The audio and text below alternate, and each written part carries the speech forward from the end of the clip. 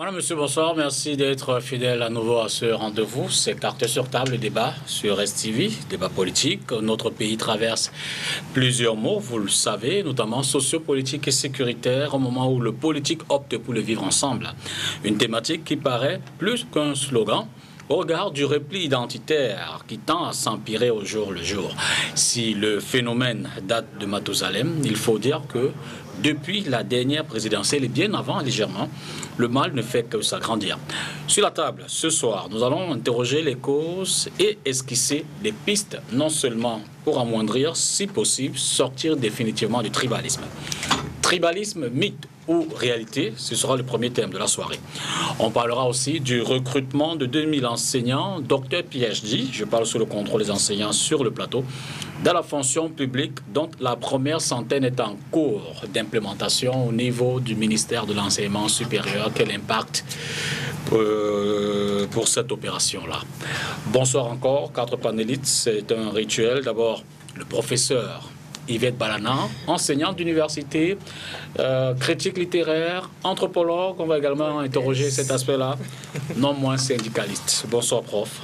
Bonsoir, Monsieur Tongo. Bonne année. Bonne année. Vraiment, c'est le cas de le dire.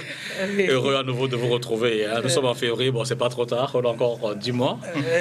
Votre expertise pertinente nous fait toujours beaucoup de bien. Ouais. Merci d'honorer à nouveau ce rendez-vous. Merci de nous inviter de temps en temps. Quand on peut, on est là. Absolument. Pour finir avec les enseignants, on a également le docteur Charles Gadjifnan. Bonsoir, prof. Bonsoir à vous, bonsoir à vos téléspectateurs qui, je suppose, s'accoutument au nouveau format temporel de l'émission. Et puis, comme la collègue, je dirais, meilleurs vœux. Merci également. On a eu du mal en début d'année avec les enseignants, il faut le dire. Non, pas du mal que vous êtes réticents. J'avoue qu'on n'a pas toujours cet instinct de vous appeler, pourtant vous êtes assez disponible. Pour cette fois, merci pour l'intérêt que vous avez porté à ma personne parmi tant d'autres compétences que vous aurez dû inviter. Sociologue, enseignant d'université, non moins cadre de l'administration ici à Douala. Exact. Merci encore. Abel Elimbilové, bonsoir. Bonsoir. En politique, démissionnaire du conseil municipal de Douala 5e, ça rentre dans la carte de visite aussi. Hein. Bon, je ne sais pas, mais c'était nécessaire. De le préciser. C'était nécessaire de partir.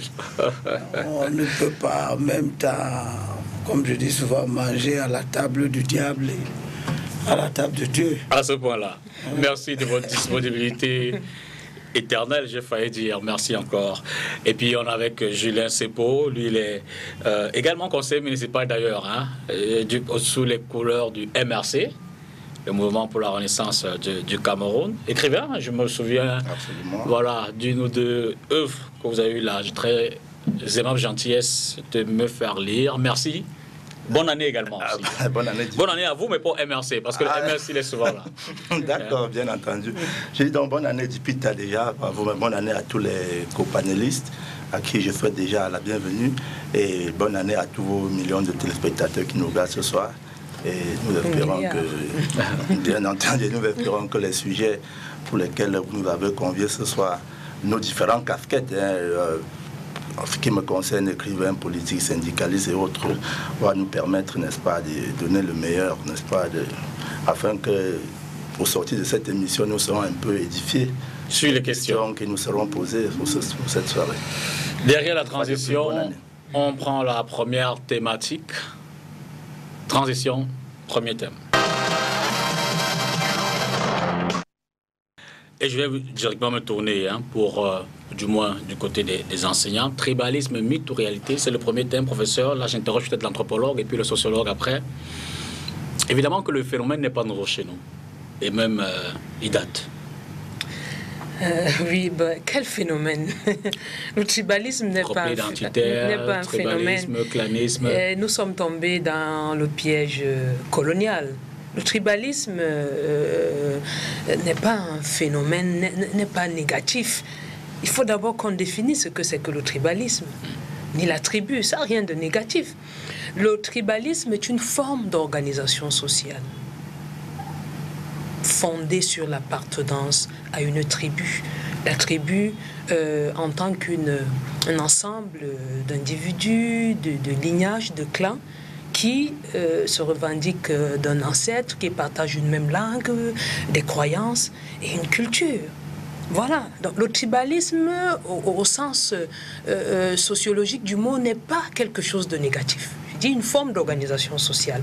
Et ceux qui nous ont colonisés, lorsqu'ils arrivent, ils ont déjà travaillé à anéantir chez eux la tribu. Parce que les tribus existent dans l'Empire romain, les tribus existent chez les Grecs. Et ils arrivent ici, ils laissent cette connotation-là qui fait qu'aujourd'hui, tous les journalistes parlent de tribalisme comme quelque chose de négatif. Non, c'est la manipulation de l'ethnie qui est un problème.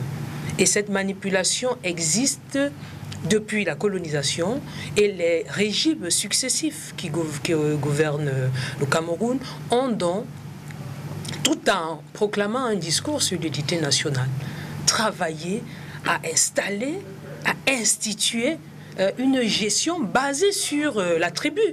Et ce n'est pas caché, c'est officialisé. Donc, lorsqu'on nous dit que le tribalisme est un problème au Cameroun, il y a une résurgence, je suis gênée. Je suis vraiment gênée. Et pour avancer un peu plus, le tribalisme n'est pas en opposition avec le nationalisme. Si les régimes politiques successifs qui se sont basés sur ce que j'appelle souvent sur vos plateaux la survie, ont eu du mal à mettre en place des symboles forts, fédérateurs, qui permettent que les Camerounais, qui étaient des micro-nationalités d'avant la colonisation, se reconnaissent dans un État moderne, avec des institutions fortes. Si ces politiques ont échoué, il ne faut pas qu'ils instrumentalisent une autre affaire qu'ils vont appeler le tribalisme. Et je pense que ce qui se passe aujourd'hui au Cameroun, on dit qu'il y a 200 combien de langues, je ne sais pas combien de tribus sont en train de se battre entre elles, hein. Il faut qu'on regarde bien cette affaire. D'où est-ce que ça vient? Et ça vient du politique. La tribu est quelque chose de magnifique.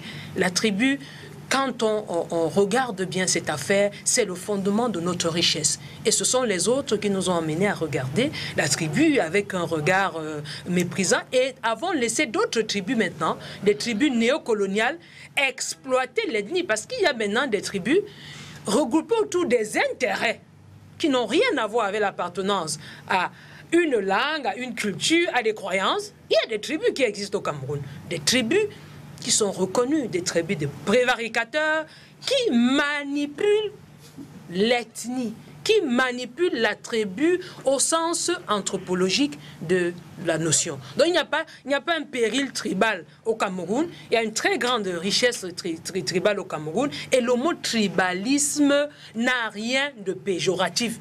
Donc, on dit que quelqu'un est tribaliste veut dire qu'il déteste un représentant d'une autre tribu. C'est faux. Il y a plutôt d'autres notions qui existent depuis la nuit des temps. L'ethnocentrisme est une notion. C'est-à-dire que vous jugez les autres par rapport à aux lunettes que porte votre tribu. C'est pour ça que vous avez des gens, on appelle ceux-ci les blabolobo. Moi, je suis une blabolobo. J'avoue que dans notre compréhension, nous les profanes, ethnocentrisme, ethnofascisme, tout sommes dans le tribalisme. Hein. Je veux dire que c'est une confusion. Non, nous parlons des langues. C'est une confusion qui est généralisée et qui a des racines coloniales. Si nous rentrons là tous, vous ouvrez les dictionnaires, vous allez voir. Puisque nous parlons la langue des gens, respectons leur langue. Tribalisme, ça n'existe pas dans ma langue maternelle. Absolument. Voilà. Alors, prof, partant peut-être de cette approche, de cette définition, de cette mise en bouche, on s'aperçoit quand même que la société n'a pas forcément la même conception, la même compréhension. J'ai dû en sortir celle qui me paraissait la plus légère, la plus facile tout à l'heure. Et à partir de là, le phénomène prend évidemment une autre connotation dans les habitudes quotidiennes. Effectivement, il faudrait dire, comme le professeur venait également de le dire à l'entame, il faudrait quand même prendre une certaine distance au niveau de l'approche sémantique et même terminologique du terme. Il n'y a pas une conception universelle ou universalisable qu'on peut dire. Donc, il y a une certaine polysémie qui colle à la notion. Peut-être nous pouvons être d'accord que sur le plan sémantique, entre tribalisme et tribalité, il y a une nuance péjorative, c'est plutôt celle qu'il faut dire. Mais quand vous rentrez dans une décomposition peut-être syntaxique ou alors interroger même les aspects sémiques du terme, je crois que vous y voyez dans le isme qu'il y a dans le tribalisme une certaine doctrine, donc un certain véhicule d'une certaine idéologie. Si la tribu en soi est une appartenance à un groupe, je ne sais pas quoi, clanique et autres, il ne pose aucun problème, mais c'est le contenu qu'on y met. Alors, je crois que l'approche, quand on parle de tribalisme, je crois que ça renvoie davantage à un usage exacerbé ou à une vision nombriliste sur la tribu, c'est-à-dire un calcul la forme péjorative pour la tribu. Absolument. Et par la tribu. Bon, évidemment, vous allez peut-être interroger, il y a humainement une approche de fraternité ou une approche d'amour filial ou bien paternel que nous avons. Donc il y a toujours pour l'être humain une certaine proximité ou bien quelques avantages qu'on concède selon que c'est mon enfant, selon que c'est mon frère, selon que c'est mon père, ainsi de suite et autres. C'est pourquoi on parle autrement d'amour filial, d'amour paternel, d'amour maternel, ainsi de suite et autres. Je crois que l'aspect péjoratif qui entoure les termes, c'est davantage ces usages et puis les orientations que nous avons, que le colonisateur a peut-être données, de savoir qu'il y a du mal à aider quelqu'un peut-être de sa tribu. Donc je crois que c'est la lucidité qui doit entourer les actes au quotidien. Et puis la conception pratique, c'est que quand on parle de tribalisme, on y voit directement derrière un peu le népotisme, un peu le favoritisme. Mais ça ne veut pas dire que quelqu'un de sa tribu ne peut pas être méritant. Si vous concédez quelque chose, selon que la personne se retrouve dans votre tribu, on y voit quelque chose de pas clair. Donc, il est question, je crois, à mon avis, des stéréotypes, des stigmates, et puis les étiquetages qui entourent le terme. Mais il faudrait qu'on garde une certaine lucidité. Le tribalisme n'est pas une mauvaise chose, mais c'est plutôt l'approche exacerbée, nombriliste, qui peut peut-être poser... Elim Bilobé, stéréotype, stigmate, mais dans une réalité fatale. Je veux dire qu'au quotidien, c'est un concept qu'on vit, évidemment, qu'on ressent, dont on a peut-être l'impression que... D'ailleurs, là, j'interpelle davantage, évidemment, le politique, que ça devient un mode de gestion de la société. Ce n'est pas un mode de gestion, puisque quand j'ouvre les yeux dans ce pays, les hommes politiques qui sont en train de le bâtir combattent le tribalisme. Ils ne l'utilisent pas comme quelque chose de positif dans la société. Peut-être aurait-il fallu que les enseignants soient là à cette époque, au commencement de la construction nationale. Pour mettre sur la table de définition. Vous renseignez que c'était plutôt quelque chose. Pour le dire dès le départ. Mais nos sociétés sont des sociétés pluriethniques. Et ce que nous avons retenu du message que les politiques qui organisaient la société et qui avaient cette mission, du temps du parti unique jusqu'à aujourd'hui, c'est que le tribalisme, c'est l'utilisation de la tribu par opposition aux autres tribus. Donc, c'est quelque chose qui génère un risque de dégradation de la nation en construction. Donc, je suis un peu surpris de ce que j'ai entendu les enseignants dire. C'est complètement à l'opposé de l'idée... C'est le schéma académique. Bon, peut-être, vous savez, vérité en deçà des Pyrénées, erreur au-delà. Peut-être que quand on sort du monde des chercheurs, du monde des anthropologues, la vérité change. Mais dans la société, aujourd'hui, les pratiques qui sont considérées comme étant l'expression du tribalisme, c'est tout, sauf des valeurs. C'est tout sauf des valeurs. Je n'ai jamais entendu dire tribalisme pour dire quelque chose de bien. Quand j'entends dire tribalisme, j'entends dire préférence à son ethnie par rapport aux autres. Quand j'entends dire tribalisme, j'entends déni de mérite aux autres. J'entends favoritisme basé sur l'affinité tribale ou l'affinité ethnique. Donc, je vois tout ce qui gêne les autres en faveur d'un groupe. Ça fait que cette approche que les universitaires développent ici, je crois que ça a dû faire sauter plusieurs personnes, chacun sur sa chaise, en ce moment que les gens sont en train d'écouter votre belle émission, parce que les gens ont entendu quelque chose de nouveau. Peut-être qu'il faudrait recommencer l'éducation, réformater les gens pour leur dire le tribalisme, ça veut dire quelque chose de bien, bon, à ce moment, on apprendra, peut-être on trouvera un autre mot. Le terme qui convient, c'est la tribalité. C'est-à-dire qu'une réflexion intègre sur l'approche de la Mais tribalité. justement, alors, justement, quand je regarde, sauf à voir les nouveaux Non, dictionnaires... j'ai dû faire la précision tout à l'heure lorsque le professeur Balana parlait pour justement dire que, en fait, derrière ce terme, on met toutes les configurations qu'on cite là. Ethno-fascisme, ethnicité, tribalité, en fait, tout ça se résume dans ce petit mot de tribalisme qui, évidemment... Notre société a créé les politiques chargées de construire la nation, ont créé un autre concept pour préparer les gens à considérer la diversité tribale ou ethnique comme quelque chose de positif et à considérer qu'il fallait que les ethnies se mettent ensemble. C'est ce qu'ils ont appelé intégration nationale. C'est un nouveau concept aussi, mais celui-là, tout le monde l'a compris comme étant positif, comme étant la prédisposition que nous devons avoir à vivre avec les autres ethnies, à les mélanger d'ailleurs, et à obtenir un syncrétisme comme étant le socle de la formation de la nation.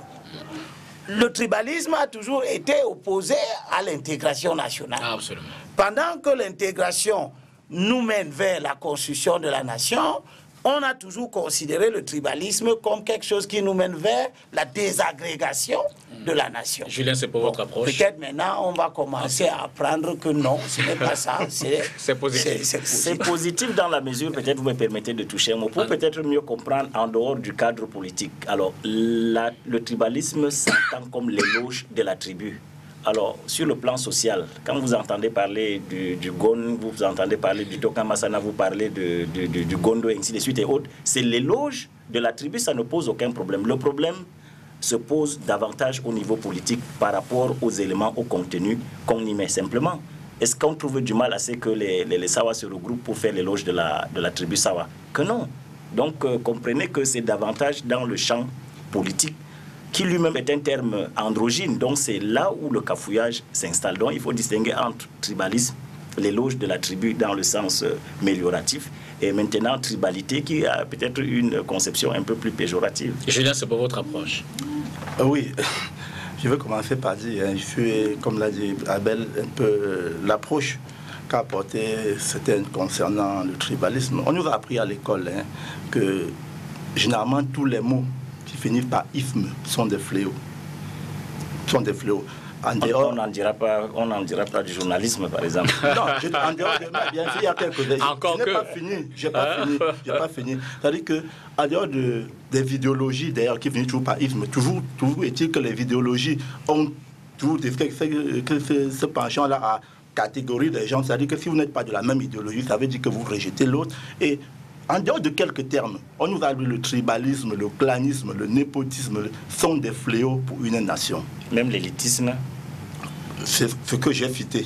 Bon, si vous ajoutez l'élitisme, vous allez expliquer. Donc, c'est pour dire quoi? C'est pour dire, lorsque nous apprenons à l'école primaire, encore tout petit, que le tribalisme, le clanisme, et ainsi de suite, sont des fléaux pour la nation, c'est pour dire, lorsque vous avez la préférence tribal, parce que en fait le tribalisme c'est quoi? Le tribalisme c'est, comme elle a dit, c'est une organisation qui a une préférence à celui qui est de ma tribu. C'est-à-dire que lorsque vous traitez de tribaliste, ça veut tout simplement dire que vous avez devant vous deux personnes qui peuvent vous présenter les mêmes valeurs ou alors des mêmes capacités, mais parce que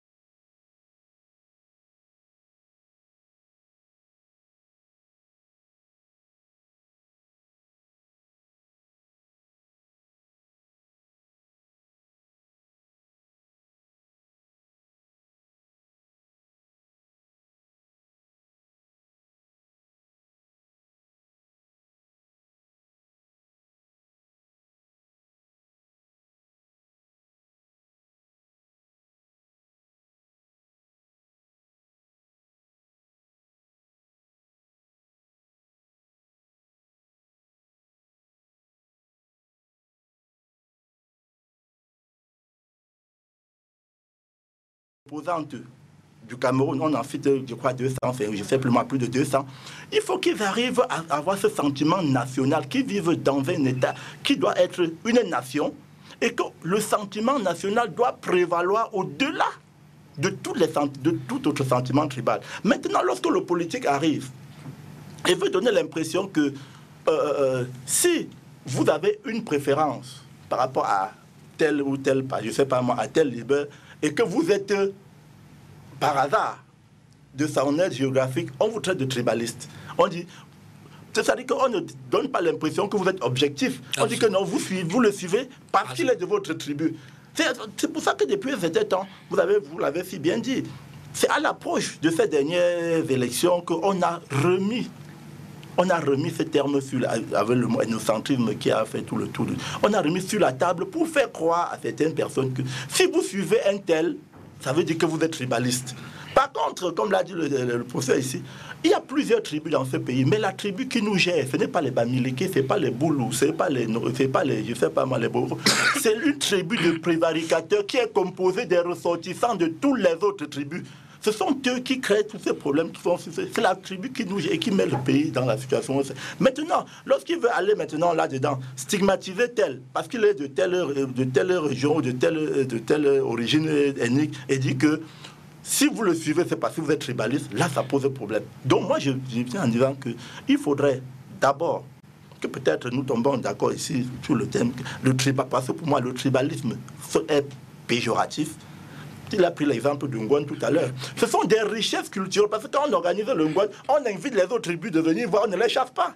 C'est ça qui fait la richesse nationale. C'est-à-dire que c'est l'ensemble des richesses tribales qui font la richesse. Maintenant, il faut qu'on transcende nos richesses et nos particularismes tribaux pour arriver au sentiment national qui tarde malheureusement à advenir dans notre société. Et je vois bien qu'à travers les différentes définitions, les différentes approches, on a plus ou moins relevé le problème dans son entièreté. L'aspect positif, comme l'a dit les enseignants, mais également ce volet un peu malsain, si le mot n'est pas très fort, qu'on vit au quotidien dans la société. Je vais peut-être me retourner à nouveau vers vous, Charles. À partir de cette définition, on aperçoit quand même que si la question est sur la table, c'est parce qu'elle pose problème. Effectivement, c'est évident. Pour se rendre compte de la situation, il faut simplement faire une lecture. Peut-être que M. Elim Bilobé va peut-être nous donner des chiffres. Il faut tenir compte de la notion de fief électoral. Donc je crois que je reviens toujours sur la dimension du politique. Vous allez voir dans une lecture que l'UDC a peut-être plus de représentants ou bien plus de voix peut-être dans le Noun, l'UNDP peut-être au nord, le MRC davantage peut-être à l'ouest ou bien dans une ville comme Douala, ainsi de suite. Et autres. Je crois qu'il y a un peu le politique qui a structuré un peu. C'est juste le pan électoral pour comprendre que évidemment, les mentalités sont structurées comme telles. Si c'est peut-être M. Adamou Damjoya qui a peut-être le truc et autre, c'est que ça devient le parti des tels.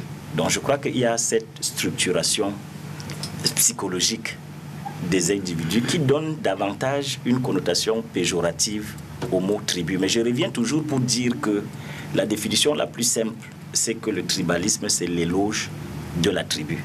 Mais ça dépend maintenant de l'éloge. L'éloge peut être fait en toute lucidité. Ça, il y a également ce côté qu'il faut prendre en compte. J'ai dit qu'il y a le plan économique, il y a le plan social et autres, sauf qu'en politique, ça devient un peu arbitraire et un peu subjectif. Peut-être c'est cette dimension-là, mais tout porte à croire que davantage le tribalisme en soi n'est pas une mauvaise chose. C'est peut-être l'usage qu'on en fait ou bien la lucidité qu'on y perd devant le terme qui est peut-être un problème. Par contre, la tribalité pose véritablement un problème. C'est-à-dire que c'est une réflexion de l'alpha à l'oméga relativement et intrinsèquement à la tribu. Vous avez tout à l'heure relevé l'un des aspects quand même de cette question, qui est le fief, le choix en fonction du fief ou du village électoral, mais il faut également dire qu'on connaît les notions d'équilibre régional qui, dans la gouvernance, sont... Oui, et puis je voudrais terminer pour dire que c'est mon voisin d'à côté. Je crois qu'il y a un problème de fond. Il a quand même dû certainement entendre parler de discrimination positive. De la même manière, il peut avoir un tribalisme positif si, ça c'était en fait pour entrer en matière au niveau de l'équilibre.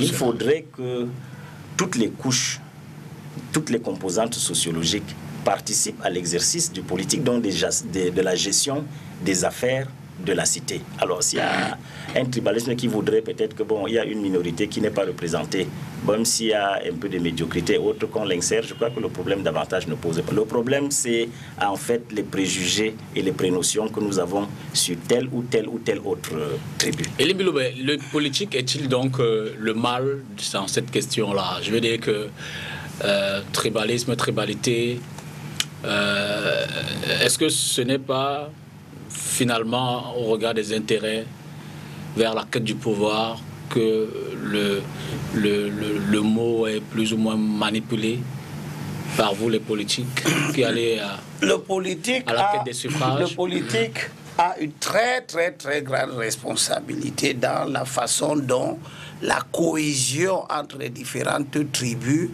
est mise en œuvre. Ça, c'est vrai. Mais le politique n'est pas le seul responsable.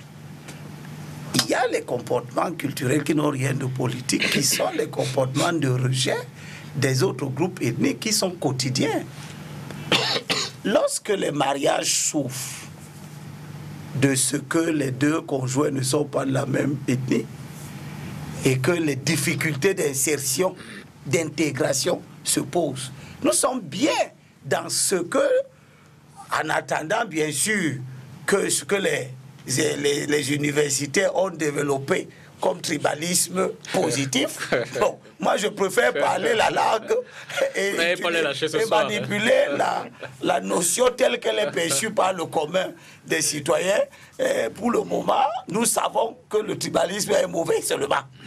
Peut-être qu'on va commencer à apprendre qu'il est bon aussi. Non, peut-être qu'on intègre moins le côté positif. Mais lorsque vous avez, et ça c'est des faits de notre société, vous avez un enfant d'une tribu qui veut prendre un conjoint dans une autre tribu et qu'il y a des manifestations de rejet du conjoint, du futur conjoint qui arrive. Ça, c'est connu, ça, c'est pas une invention. Ça se vit. Il y a des mariages qui se cassent parce que il y a des mariages qui souffrent parce que vous avez pris une conjointe, une femme, et votre maman qui ne veut pas, ça vous demande d'épouser une autre femme parce qu'il vous faut absolument une femme de votre ethnie. Ça, ce phénomène existe. Et ces phénomènes sont connus chez nous comme étant des manifestations du tribalisme. Et ça n'a rien de positif, je suis désolé. Bon, maintenant, ces phénomènes-là ne sont pas des phénomènes politiques. C'est des phénomènes culturels. C'est des phénomènes sociaux. Lorsque vous avez le communautarisme dans nos villes, des gens qui, de façon quasi instinctive, viennent des contrées d'ailleurs, mais se regroupent selon l'affinité ethnique dans une contrée qui n'est pas la leur. Par exemple, des gens qui arrivent à Yaoundé, qui sont tous originaires du littoral ou qui seraient tous originaires de l'Ouest et qui constituent des quartiers entiers dans une contrée qui n'est pas la leur d'origine et qui se regroupent par affinité ethnique. Nous sommes dans des manifestations du tribalisme. Je regrette, bon, mais je crois que je m'excuse de vous interrompre. Peut-être que je me trompe, mais si on me laissait seulement terminer. Il termine, le prof Balana dit un mot et puis... Ces regroupements-là ne concourent pas à rapprocher les groupes ethniques. Ils concourent à les maintenir séparés. Ils concourent à entretenir des clivages qui vont rester sur le plan culturel, alors que la constitution de la nation appelle un mélange, un syncrétisme, appelle à une formation d'une culture qui n'est plus une culture ethnique spécifique, mais qui serait une culture de la nation. Parce que la nation ne peut pas rester, la formation de la nation est antinomique de la juxtaposition éternelle des groupes séparés. Quand on parle du vivre ensemble aujourd'hui, on parle de quoi? On ne parle pas d'accepter une ethnie à côté de la vôtre. On parle d'un mélange. Parce que s'il n'y a pas ce mélange, dites-moi comment nous allons arriver à la nation camerounaise. Et je pense que nous avons peut-être un problème qui ressemble un peu à cette histoire de panafricanisme où on a une vision qui est celle des intellectuels qui veulent construire un monde, et puis on a une vision qui est celle de la réalité et de ce que nous vivons. Je pense que les politiques ont une grande responsabilité. Pourquoi? Parce que c'est eux qui sont en charge de la construction de la nation. Et en même temps, ils utilisent dans leur conquête de pouvoir des mécanismes de conquête de pouvoir qui exacerbent les clivages, qui amènent les gens à se comporter selon le clivage. Je prends par exemple la constitution des listes de candidature. On y arrive tout à l'heure, si vous permettez. Yvette Balana.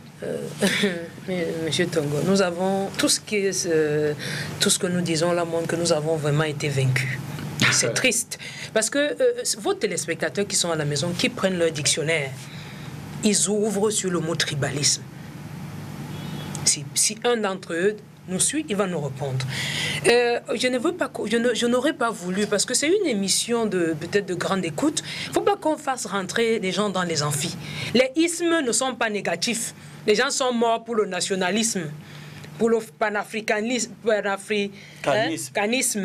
Et le nationalisme, ceux qui sont arrivés en ayant déjà développé les nationalismes chez eux, c'est eux qui ont demandé qu'on pose ce regard négatif sur la tribu pour mieux nous dominer.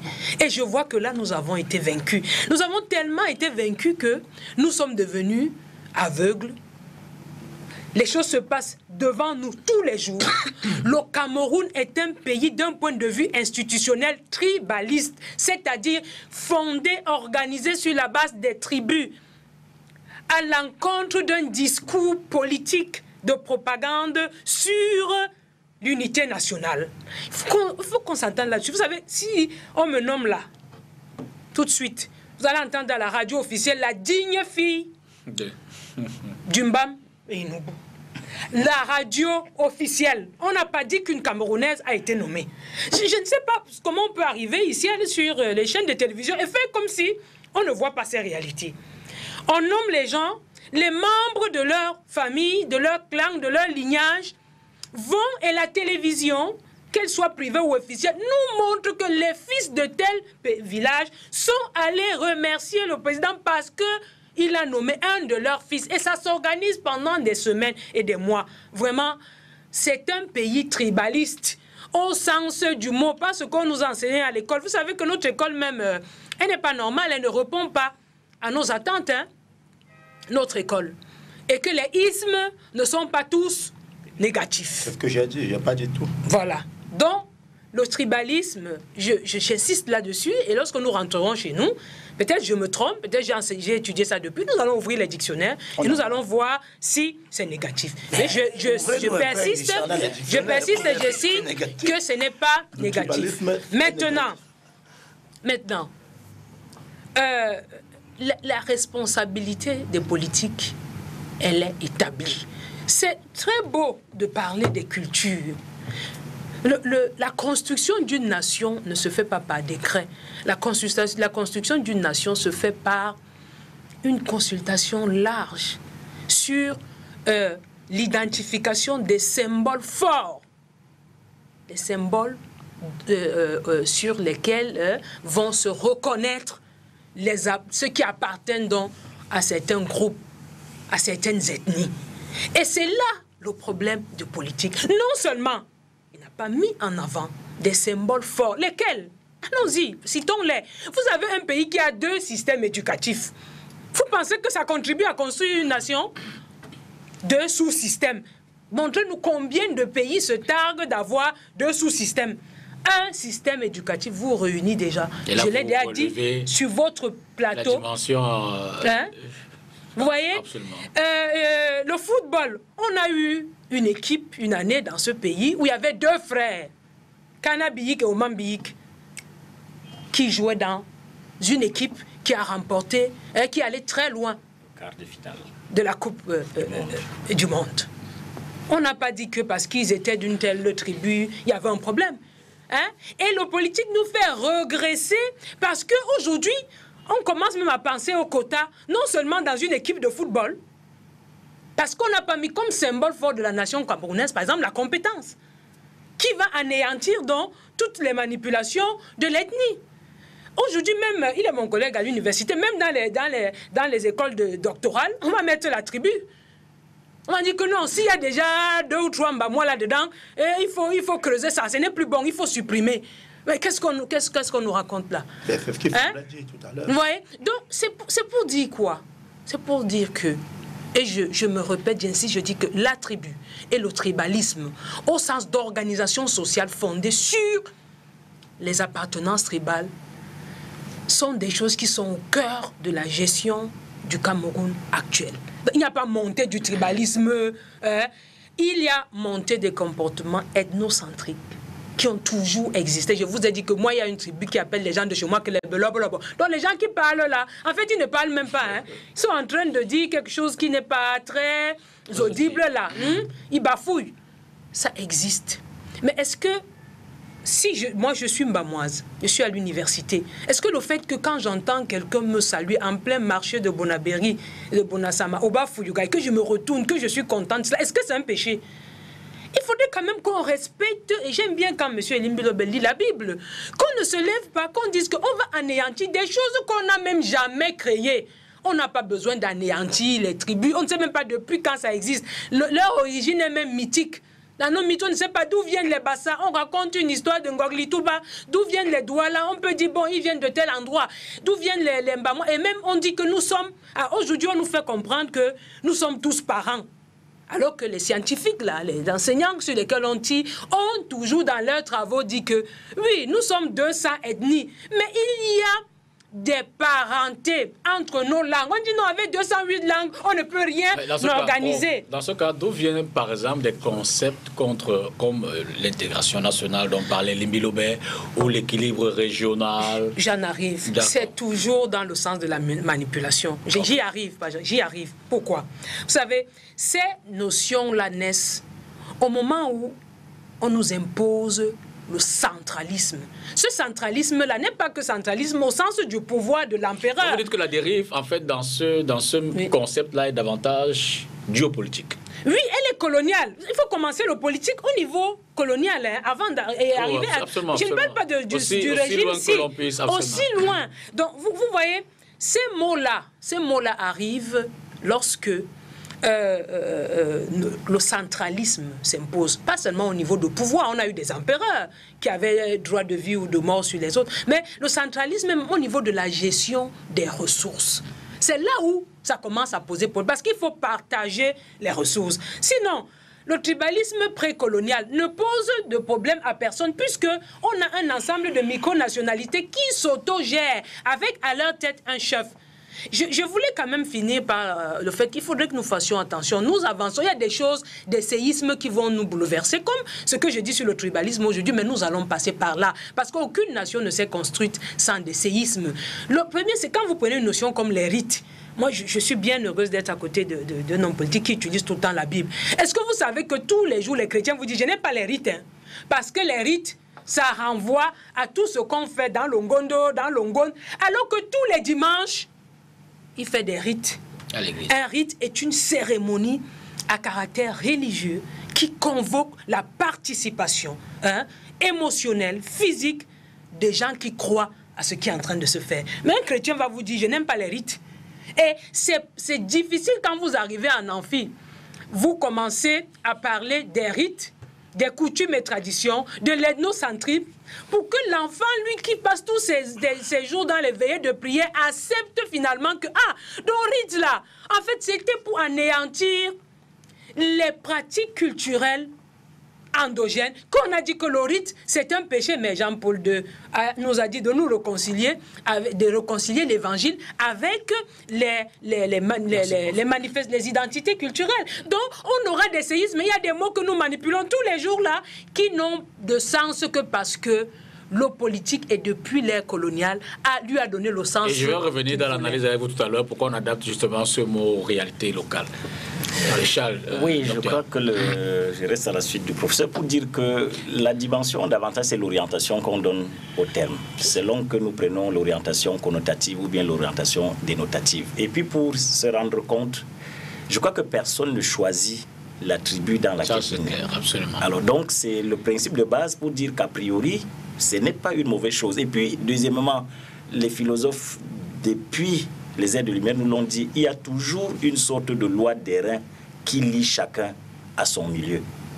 Alors, donc le problème qui se pose, c'est l'instrumentalisation politique du terme simplement. Et je reviens encore pour dire que c'est toujours dans le champ politique que le problème se pose. Pourquoi? On y voit toujours dans l'acte posé. Par exemple, le président de la République est d'une ethnie, est d'une tribu. Alors, on y voit dans la nomination, même si c'est par compétence de certaines personnes, ainsi de suite, on trouve toujours le moyen de faire le lien entre la personne qui nomme, ainsi de suite et autres. Et tellement, je n'ai pas envie de citer peut-être une ethnie, tout dépend également de la charge des préjugés que nous avons sur certaines ethnies. Et ça me permet de répondre à mon ami, c'est vrai qu'on ne s'est pas souvent opposé, mais je dis, il ne faut pas confondre entre ce qui relève de la désaffection sentimentale ou alors de la désunion ou alors des déboires, relativement à l'exemple pris de ce que, bon, si vous voulez prendre pour épouse peut-être une digne femme du Bamenoubou et que vous soyez du Nord et autres, que ça ne marche pas, ainsi de suite et autres, ce n'est pas généralisé puisque ce n'est pas une tribu contre une autre. Donc c'est des faits isolés de certaines personnes, mais ça relève de la subjection du sentiment, ainsi de suite et autres. Donc a priori, il n'y a aucune ethnie, aucune tribu qui est foncièrement, fondamentalement liguée contre une autre. Ça ne se fait pas. Donc le tout se joue au niveau des intérêts, simplement. Vous voulez peut-être réagir avant? Oui, je voulais simplement... Non, vous aurez la parole. Juste une seconde pour dire qu'il ne faut pas qu'il y ait une dénégation intellectuelle, c'est-à-dire que l'exercice intellectuel refuse le vécu. Je pense que l'exercice intellectuel devrait comprendre le vécu, peut-être pour le changer, trouver les solutions pour changer le vécu. Je reviendrai après lui avoir donné. Bon, le professeur a dit tout à l'heure quelque chose de fondamental. Et c'est ce que j'ai dit au départ. Je reviens là-dessus pour dire le Cameroun est formé de plusieurs micronations. Parce que comme on le dit, avant qu'on se retrouve dans ce que nous appelons aujourd'hui le triangle national, il y avait ce que nous appelons là des tribus, des petits, qui étaient organisés comme des nations qui n'avaient justement aucun problème parce qu'ils s'auto-géraient. Ça, il faut qu'on soit là. Maintenant, à partir du moment où on part de... Il faut qu'on parte de là pour arriver au sentiment national. C'est-à-dire, pour vous dire, pour la construction d'une nation, vous ne devez plus avoir préférence par rapport à la tribu, mais au sentiment national qui doit prévaloir. C'est pour ça que je dis, parce qu'une nation, c'est quoi? Une nation, c'est une communauté qui a une histoire. Ça peut être linguistique, ça peut être des gens qui ont vécu des... C'est-à-dire que la nation se construit. La nation se construit sur un certain nombre de bases. Maintenant, vous avez, donc, avant l'arrivée des colons, vous avez la nation, je ne sais pas moi, les femmes qui se reconnaissent parce qu'ils ont une histoire, ils ont une communauté linguistique et autres. Maintenant, vous voulez construire une nation. Vous ne commencez pas par le sentiment national. Qui aurait d'abord voulu quoi? Nous sommes ici, c'est la dire du Bamenoubou, lui il est de quelque part et tout. Et c'est tout à fait normal. Chacun de nous ici sort d'une famille. À partir du moment où vous appartenez à une famille nucléaire, il est tout à fait normal que vous apparteniez également à un clan, et ainsi de suite. Mais ce qu'il faut retenir ici, c'est que quoi? C'est que dans une nation, il faudrait que le sentiment national prévaut d'abord avant toute appartenance tribale. C'est de ça qu'il s'agit. Ça ne veut pas dire que vous allez rejeter tous les caractéristiques culturelles de votre tribu, que vous allez rejeter que lorsque un enfant naît dans telle région, il doit subir tel rite. Nous sommes pratiquement, nous sommes ici chez nous depuis un certain temps. On va dire que le Cameroun, nous avons pratiquement on a oublié, on a complètement oublié nos traditions ancestrales pour épouser les traditions chrétiennes, judéo-chrétiennes et les traditions musulmanes. Donc vous allez voir que globalement, les gens sont éduqués sur la base de ces deux traditions, soit judéo-chrétienne, soit musulmane. On a oublié nos propres traditions qui, dès le départ, constituaient un certain nombre, comme elle a dit tout à l'heure, de rites. Et que les gens viennent aujourd'hui vous dire que non, c'était des rites péjoratifs. Non, ça fortifie le sentiment d'appartenance à un clan. Mais cela ne doit pas empêcher qu'au moment où il faut contribuer pour la nation, on a ce repli identitaire. C'est ça qui fait problème. Parce que si, comme il a dit, si on doit arriver, moi je suis pour la République. Et quand il dit je suis pour la République, je ne suis pas pour que... Je dis, si M. Elimbi, je l'ai toujours dit, si M. Biya avait pour Premier ministre son fils, pour président de l'Assemblée nationale, et que le service public camerounais était bien organisé de telle manière que tous les Camerounais se sentent dans ce qu'il fait, qu'il soit fier de ce qu'il fait et il contribue à la nation, c'est aucun problème. Personne ne se plaindrait de quoi que ce soit. Le véritable problème, c'est qu'on constate qu'on est dans une nation, mais que les gens ne cherchent pas à construire les nations, mais à construire ces replis pour vous dire, comme il a dit tout à l'heure, parlant du fief électoral, pour vous dire, si vous votez tel, ça veut dire que vous reconnaissez que c'est vous. Et puis, mais même si ça devrait être le cas, le sentiment familial. D'abord, on n'est pas ici pour parler de la famille. On ne peut pas reprocher à quelqu'un d'appartenir à sa famille, ou d'appartenir à son clan, ou d'appartenir à son... Maintenant, la construction, vous pouvez partir de votre clan, de votre tribu, de votre famille, pour construire une victoire. Pour construire une victoire. Si vous lancez un projet et que votre propre famille ne croit pas en vous, ce sera difficile que les autres, peut-être, de vous mettre en confiance. Alors, à partir de ce moment-là, maintenant, lorsque nous approchons, nous sortons d'une élection présidentielle où ces termes ont été, depuis quelques années, ont été mis sur la table pour stigmatiser une certaine communauté, pour dire faites attention à telle communauté parce que si à jamais elle prend le pouvoir dans ce pays, elle va mettre les autres mal à l'aise par rapport à ci, par rapport à ça. Et là, vous mettez le pied dans le plat. Mais justement, parce que non, il faut que nous le disions. Parce qu'on instrumentalise les gens pour dire ayez peur de tel. Ayez peur de tel. Vous n'avez pas plus tard que vous avez suivi un membre du gouvernement qui va dire il faut ne suivez pas tel monsieur. On ne va pas revenir là-dessus. Parce que, non, attendez, c'est de ça qu'il s'agit. C'est de ça qu'il s'agit. Oui, mais l'exemple ne me suit pas. pas. Non, c'est de ça qu'il s'agit. Parce qu'on parle de tribalisme. Nous parlons de tribalisme ici, Dipita, pour dire quoi? Pour dire que moi, étant pour la République, le MF étant pour la République, nous disons le sentiment national doit être construit en dehors du sentiment. Parce que nous appartenons déjà à notre tribu. Rien ne peut nous l'enlever, ça. Maintenant, acceptons que nous appartenons à une nation et construisons la nation au-delà des préférences tribales. Bon, comme disait le professeur, si on doit lire la définition du tribalisme, on ne dira pas que c'est une bonne chose pour la nation. C'est pour ça que j'ai parlé tout à l'heure, quand on nous a dit à l'école, le clanisme, le tribalisme sont des fléaux dans la construction d'une nation. L'école coloniale, précisons. Bon, c'est-à-dire qu'il est très difficile de considérer que à tout moment, on peut refaire le monde en allant fouiller tous les dégâts que la colonisation a pu faire. Les dégâts de la colonisation sont déjà là. Les dégâts de la colonisation sont là.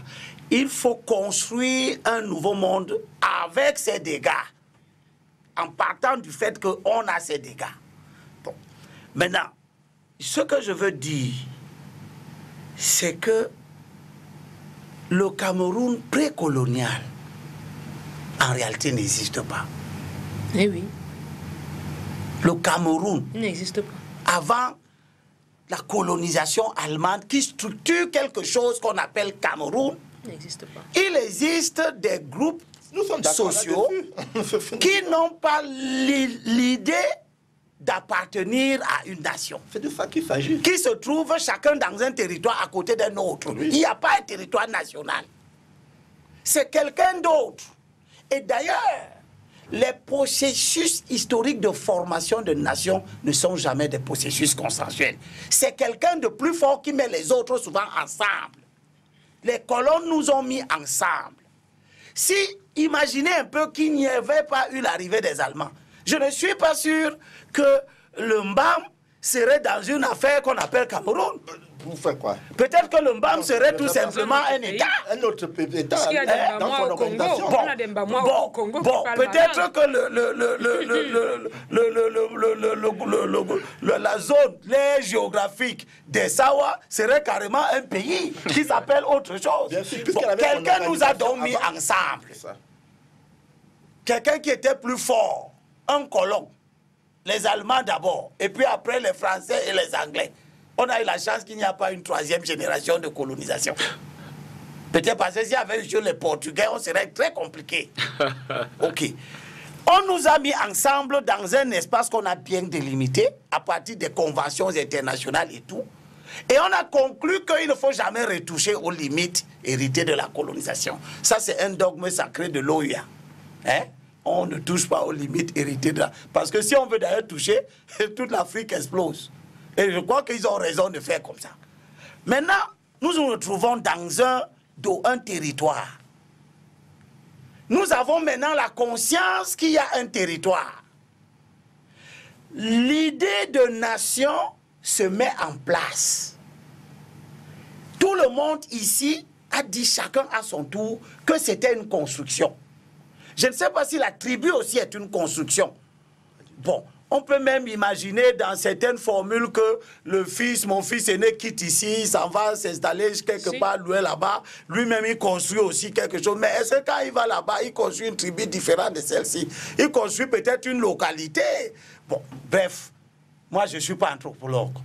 Mais seulement, je sais que quand, à partir du moment où les colons nous ont mis dans un espace et ont décidé que cet espace était le nôtre commun, la nécessité pour nous est apparue de ne plus être une juxtaposition seulement des tribus. Il n'y avait pas un État, il faut construire un État. Cet État-là doit être la forme juridique d'une nation. Qu'est-ce qu'il faut faire? Sauf que l'État existe, mais pas la nation. Qu'est-ce qu'il faut faire? Est-ce qu'on peut continuer, on peut envisager que cet État et la nation auquel il doit donner naissance va rester une juxtaposition des ethnies? Non, ça ne peut pas se faire. Si cet État reste une juxtaposition des ethnies, eh bien, il ne va pas être stable. Il ne va pas être solide. Il peut être victime de déflagration à tout moment. D'où l'idée de mettre en œuvre un ensemble de comportements qui ne peuvent pas être simplement des symboles. Certains de ces comportements doivent être codifiés. La lutte contre le racisme, pour éviter que la communauté internationale ne se désagrège du fait de la variété des espèces humaines, ou bien des races humaines, ne s'est pas faite simplement sur le discours et la sensibilisation. Elle s'est faite aussi sur des règlements. Si vous faites ceci, vous êtes en train d'empêcher que la communauté internationale existe, au sens sociologique du terme. Si vous stigmatisez les Noirs, vous considérez qu'ils sont des sous-hommes parce qu'ils sont noirs, on vous punit. Donc, la construction de la nation, à un moment donné, voudrait que, au-delà du discours, qu'il y ait des agissements qui ne sont pas acceptables. Donc vous appelez par exemple, les députés à légiférer. Par exemple, je vous donne un exemple simple.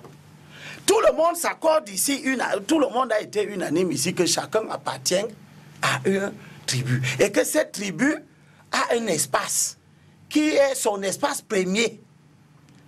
Mais que le phénomène de construction nationale a voulu qu'un principe constitutionnel soit posé, qui est la libre circulation. Et que chacun est partout chez lui, tant qu'il est à l'intérieur du Cameroun.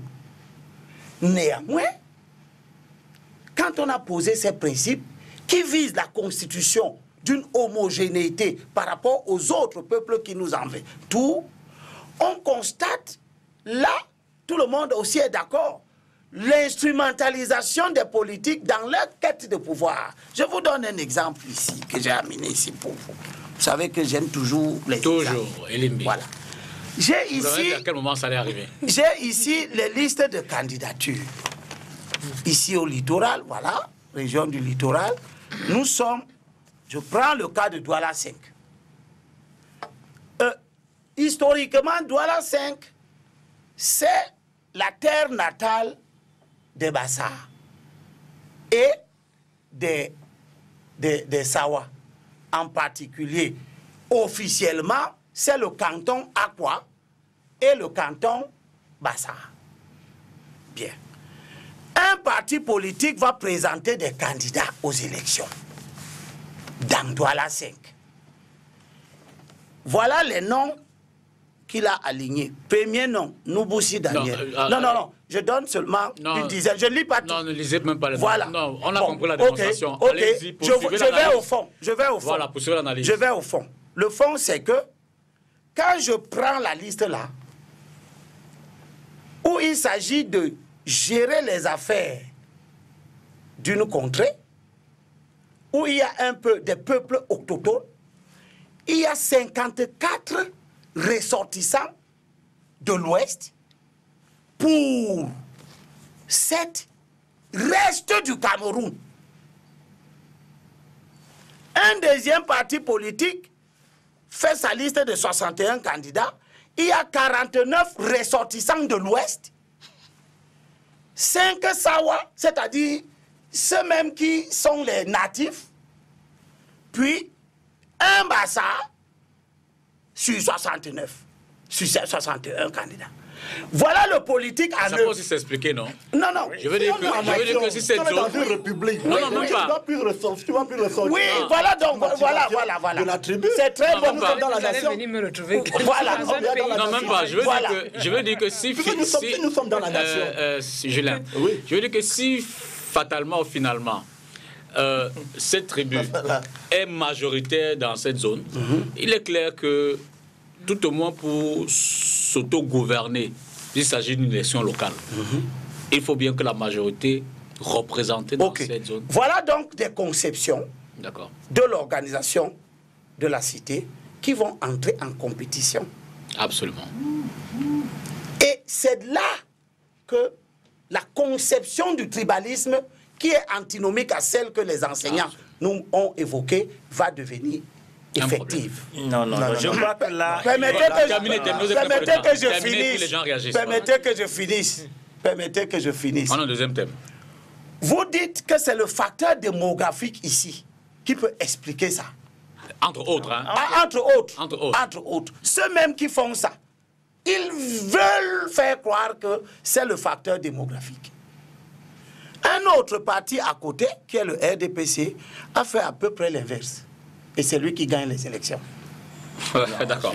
Bon, alors laissez vraiment, vous m'avez empêché, laissez que je chute. En un mot. Oui. En un mot. Le facteur démographique ou bien la marche vers l'intégration nationale et la constitution de la nation va-t-elle être un déni des spécificités ethniques? C'est ça la question. Parce que si c'est ça, parce qu'on veut faire la nation et l'intégration nationale, on peut dénier aux Akwa et aux Bassa d'être partie prenante essentielle de la conduite des affaires de leur contrée. Alors, il ne faut pas que cela s'applique seulement à cette contrée. Il faut que cela s'applique partout. Tout en réagissant, je vais apporter d'autres éléments, notamment les éléments, j'ai failli dire amplificateurs. Dans la Constitution, et je rejoins relativement la réflexion d'Élie Lobin, on retrouve des thèmes comme autochtone, allogène, minorité. Et dans le débat public, notamment sur les réseaux sociaux, justement, ces éléments ressortent qui donnent l'impression qu'effectivement, la question devient un problème. Monsieur Tongo, je vous ai dit, vous voyez, toute cette démonstration vous montre bien que nous avons un pays tribaliste, au sens de prise en compte des ethnies dans tout ce qui est fait. Nomination, quota, il n'y a pas montée du tribalisme. Ce que je vais prendre chez lui, c'est qu'il a dit que le Cameroun n'existe pas. Le Cameroun n'existe pas en tant qu'entité à l'époque pré-coloniale. Absolument. Et c'est là où je reviens encore à la responsabilité politique, pas politicienne. Puisque le Cameroun n'existe donc pas à l'époque coloniale. Lorsque vous voulez faire un gâteau pour nous, les femmes à la cuisine, vous croyez que quand vous avez le gâteau là, les œufs ont disparu? Vous les avez pris pour faire un gâteau avec du lait et de la farine. Vous avez pris des ingrédients. les symboles, je sais pas des symboles, le symbole n'est pas quelque chose d'abstrait. Hein. Le symbole est parlant. Je crois que mon collègue peut me dire, il est là, il est physique le symbole. Mais il n'y a pas que le symbole, il y a les institutions fortes. Pas dans le sens, lorsqu'on a identifié les symboles qui vont nous permettre de construire un pays, on ne va pas les identifier en l'air. Hein. On va aller dans les richesses, et je l'ai déjà dit sur votre plateau, les richesses de toutes ces tribus. C'est ce que nous disons. Qui sont stigmatisées parfois pour construire la nation. Ce n'est pas la négation de ces entités. Pas du tout. Et le nationalisme ne s'oppose pas à l'ethnicisme. Ce n'est pas deux données opposées. Je crois que mon collègue le disait aussi. C'est comme votre couteau à la cuisine, où vous coupez des légumes pour les cuisiner et faire du bien à votre famille, ou vous prenez, vous allez poignarder quelqu'un. C'est ça la réalité. Et le Cameroun n'a pas jusqu'aujourd'hui mis en place des symboles forts et des institutions fortes qui vont permettre que quelqu'un dise en même temps, comme disent certains, je suis californien, mais God bless America. La nature a horreur du vide. Pour le moment, les gens ont des choses qui ont une origine mythique. Je vous ai dit Bassa, Mbamwa, Gounou, on ne sait même pas d'où c'est venu. Ils ont ces choses-là. Il y a un vide au plan politique dans le sens de la cité. Il y a un vide au plan des symboles forts. Et même ce que nous croyons avoir déjà gagné, comme le football, où deux fils d'un même monsieur, même pas deux Bassa, je vous dis deux fils d'un même monsieur, Kanabik ou Mambik, jouaient dans une équipe, ça ne dérangeait personne. Les politiques, dans le cadre des luttes pour les intérêts et les nouvelles tribus post-coloniales, tribus des intérêts d'argent, intérêts des moyens, ont décidé de nous faire regresser. Parce que ces tribus dont on parle là, ces tribus de l'époque néocoloniale là, ces tribus-là avaient des alliances. Absolument. Ne regardez pas seulement les jeux, les parentés à plaisanterie, même dans la famille, on insulte, il y a un enfant qu'on chahute tout le temps. On va en sortir. Vous voyez, donc, la question reste entière. C'est que le Cameroun, puisqu'il n'existait pas, il doit exister. Avant qu'il n'existe, avant qu'on exploite tous les symboles qu'ont ces nations, ces micronationalismes, tout ce que nous avons hérité de la colonisation, avant qu'on exploite ça, et je vous ai donné l'exemple du système éducatif, s'il y avait des gens ici de 40 ans qui parlent couramment anglais et français, les gens se diraient anglophones ou francophones. Du tout. Ça, ce n'est pas ma grand-mère au village qui fait la réforme de l'éducation nationale. Ce sont les politiques. Quand il y a les retombées, ils se tapent la poitrine. Ils sont forts. Quand il y a le désordre, ils disent que ce sont les groupes culturels qui vont organiser la société. Que les politiques nous donnent les symboles forts qui vont faire que les gens ne soient plus dans la préférence tribale, mais pour la préférence nationale. C'est là où nous les attendons. Et des institutions fortes. Ok, j'avais sollicité prendre la parole tout à l'heure. Bon, le journal est encore ouvert. Je voudrais simplement dire sur l'exemple qui nous amène à revenir pour dire que je crois qu'il y a quand même une contextualisation à faire. Douala, puisque c'est des listes du littoral, répond d'un certain cosmopolitisme. Donc on ne peut pas a priori, je n'ai rien contre le RDPC, de dire que le RDPC a finalement gagné parce qu'ils ont fait l'inverse et autres. L'analyse me semble un peu... On n'a pas analysé, je vous ai simplement dit qu'il a gagné. Maintenant, si vous voulez qu'on analyse, je vais vous montrer qu'il gagne parce que... Je vais vous montrer pourquoi il gagne. Non, mais comme ce n'est pas l'objet de l'élection, disons qu'à priori, ça ne peut pas être. Je crois que c'est effectivement ce genre de vision qui font qu'on donne une connotation péjorative à l'ethnie. Nous sommes dans... Vous avez pris Douala 5e. Alors, il faut distinguer entre ce qui relève des subterfuges, de la ruse et des arguments politiques, puisque c'est à une élection que nous allons. Et il faudrait jouer donc sur le bétail électoral. Alors, qu'est-ce que vous savez de la composition sociologique de Douala 5e? Peut-être qu'il y a beaucoup de ressortissants, peut-être de ces zones que vous avez citées, qui sont majoritaires peut-être sur les listes, puisque c'est une course derrière les voix et des suffrages. Donc, ça peut être un calcul politique. Bien pensé. Ça peut être une stratégie, ça peut être des stratagèmes politiques et autres qui n'ont rien à voir avec ces choix ethniques. Et pourquoi dans l'approche, effectivement, je crois que c'est ce que nous disons tous, il faut franchir le pas, faire cette ascèse de partie de l'intérêt individuel, de cet égocentrisme qui nous étreint pour penser général, pour penser global, pour je penser... suis d'accord. Je suis d'accord avec vous, sauf que... Pour penser national. Pour penser national, pour se dire que le Cameroun, on peut faire, non pas de l'harmonisation, mais une sorte d'uniformisation de tous les particularismes ethniques pour constituer quelque chose de fort. Donc, personne n'a choisi d'être dans telle ou telle autre ethnie. Oui. Nous héritons de ces ethnies. De grâce, ne faisons pas de mauvais usages pour trouver toute explication de tout échec à ce que ce soit une ethnie. Bon, vraiment, je vais juste souffle un peu. Que je dise simplement au docteur que quand vous avez donc fini de poser les vœux, d'accord. Vous avez fini de poser les vœux. Il faut revenir à la réalité. Prenez maintenant la réalité que vous avez énoncée en disant les calculs qui, eux, peuvent être à l'opposé de la marche vers la constitution de la nation. En voici les exemples. Au début de l'émission. Vous avez raison. Vous évoquez ce qui... Attendez. Appartient à une certaine composante sociologique. Faux. Parce que, tout simplement parce que l'autre loi, l'article 182, l'article 181 et 182, et c'est le législateur camerounais, dans sa structuration de la marche vers la constitution d'une nation, le législateur camerounais vous dit que les candidatures font l'objet, etc., convocation de déclaration. Il dit, cette déclaration, la déclaration de candidature mentionne les indications sur la prise en compte des composantes sociologiques. On n'est pas en train de te dire que ça mentionne les indications sur la prise en compte du bétail électoral.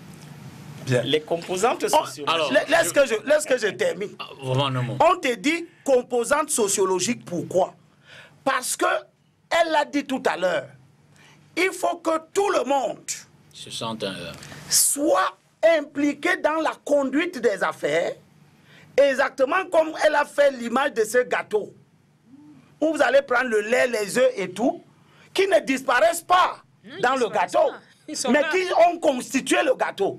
Quand vous avez donc des gens qui font leurs calculs, qui n'ont plus rien à voir avec la fabrication de ce gâteau national, qui vous disent que parce que... C'est une élection qu'il faut gagner, et l'élection joue le rôle... Je termine donc par ce supposé pragmatisme. Je termine donc par ce supposé pragmatisme. Vous ne pouvez pas faire... Au nom de l'élection, c'est pour ça que les élections ont amené des déflagrations dans certains États. Est-ce que parce qu'on est dans une élection, est-ce que parce qu'il faut gagner une élection, tous les calculs sont permis, quitte à ce qu'ils concourent à la désagrégation, à créer le sentiment. L'élection est un pilier de la démocratie. Merci, Julien. Et alors? Julien, vous allez réagir, et ce sera une question pour le dernier tour de table, là sur le premier thème. Je n'ai pas encore fait... Oui, vous allez réagir là-dessus, mais j'ajoute la question de fin sur cette question, sur ce premier thème. Et c'est une observation que dans le discours, il y a quand même un accent sur le discours tribal, qu'il soit politique, qu'il soit même religieux, même à l'église on en tient souvent compte, qu'il soit culturel, Ongondo, tout ça dans notre tradition. Et je voudrais donc que ce soit la dernière lecture de ce premier thème. Je commence par réagir à ce que Abel vient de dire. Si on a validé cette liste Abel, ça veut dire qu'elle est conforme à l'article 180 machin que tu viens de citer. Non. Sinon, les Camerounais ne l'auraient pas validé. Non, c'est une approche très simple. Tu ne peux pas me dire le contraire. Je peux te montrer. C'est mon temps de parole. Oui, mais avant de continuer, je te donne un élément. C'est mon temps de parole. Quand on a parlé de l'approche genre... Laissez-le parler. Attends, quand on a parlé de l'approche genre, la première élection où il fallait tenir compte du genre, on avait validé des listes où il y avait des hommes en position de titulaire et des femmes en position de suppléant. Puis les élections suivantes, le conseil électoral s'est rendu compte que ce n'était pas une bonne façon de faire. On a sanctionné toutes les listes qui n'avaient pas de femmes en position de titulaire. Donc, la perception de la loi a changé selon les réalités du terrain. Allez-y, poursuivez. Maintenant, on vient de parler des handicapés. Hein. Sauf que tu parles on vient d'évoquer les handicapés. Sauf que tu parles là de la même élection. Par exemple, c'est l'élection de 2013. Tout ce que tu dis là, ça s'est passé pendant les mêmes élections. Donc, il peut y avoir eu faillite dans le mécanisme mis en place. Ce que vient de relever la Dipita aurait été très dangereux si, par exemple, à Douala, on avait fait qu'une liste de Sawa. Ça aurait été très dangereux. C'est là le sentiment tribal. Mais que des gens, qu'on soit dans une... Parce que c'est pour ça que nous disons... Mais si à Douala, on fait une liste uniquement d'autres... Non, c'est pas possible. Mais vous êtes, je vous dis que vous avez 50, vous avez 61 ans. Ce n'est pas possible. Oui, vous avez 61 ans, vous avez 54 qui sont originaires, 54 qui sont originaires de l'Ouest. Ça fait quelle proportion? On est à presque 100% là. Je dis, si on avait le sentiment national, tu ne ressortirais pas ce genre d'éléments. Si on avait le sentiment national, une telle liste ne serait pas constituée. Non, parce que je vous dis, dans une république, tu l'as si bien dit, avant l'État, avant le Cameroun colonial, pré-ou machin, parce que pré-colonial, le Cameroun n'existe pas. Le Cameroun existe à partir de la colonisation, où on a créé cette entité qu'on appelle Cameroun, qui est constituée d'une multitude de micronations qui avaient leur organisation qu'on a déniée. C'est pour ça qu'on vous a imposé le christianisme pour dire que vous n'avez pas d'organisation, autant de choses. J'avance. Pour dire quoi? Pour dire que lorsque vous vous retrouvez dans ce genre de situation, nous disons chez nous, dans nos formations, si un Camerounais né à Bembis, vit à Kolofata, il est acteur de la société, il doit être se sentir chez lui. Mais c'est pas là le débat. C'est de ça qu'il s'agit. Est-ce qu'il doit se sentir chez lui au détriment de celui qui est natif de quelqu'un? Pas au détriment de quelqu'un.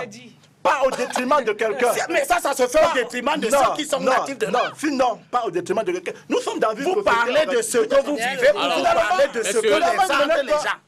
Monsieur, je peux parler. Abel. Je peux parler. Tu peux quand même me laisser parler. Je voulais donc chuter pour dire. Ça, c'est un autre débat pour le poursuivre ailleurs. Je voulais lui dire Dipita, que concernant cette affaire de. Je l'ai dit ici, d'entrée. J'espère que vous allez intégrer le discours, parce que c'est votre dernière prise de parole. Le discours politique. Notre problème, le véritable problème du Cameroun, la construction de la nation, c'est que on a décrété l'État, mais on n'a pas cherché les moyens de construire la nation. Merci. Je n'ai pas fini. Tu vas terminer, pas terminer. Non, prends son temps. Je voulais donc dire, pour dire quoi? Pour dire que, je vous dire, une fois, M. Thierry Michalon a écrit un excellent livre, Quel État pour l'Afrique?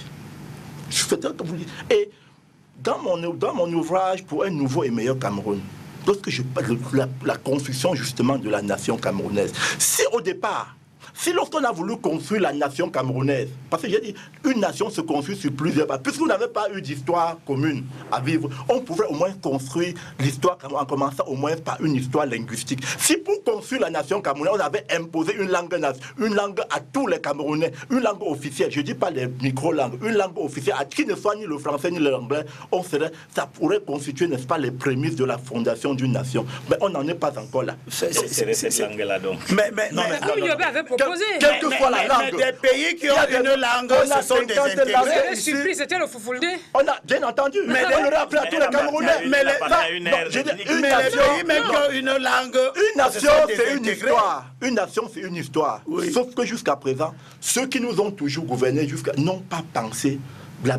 Nous avons fait le thème intégration. On est passé de l'intégration à unité nationale. Donc on constate, plus de temps parce qu'on n'a jamais que rien n'a été mis. En un mot.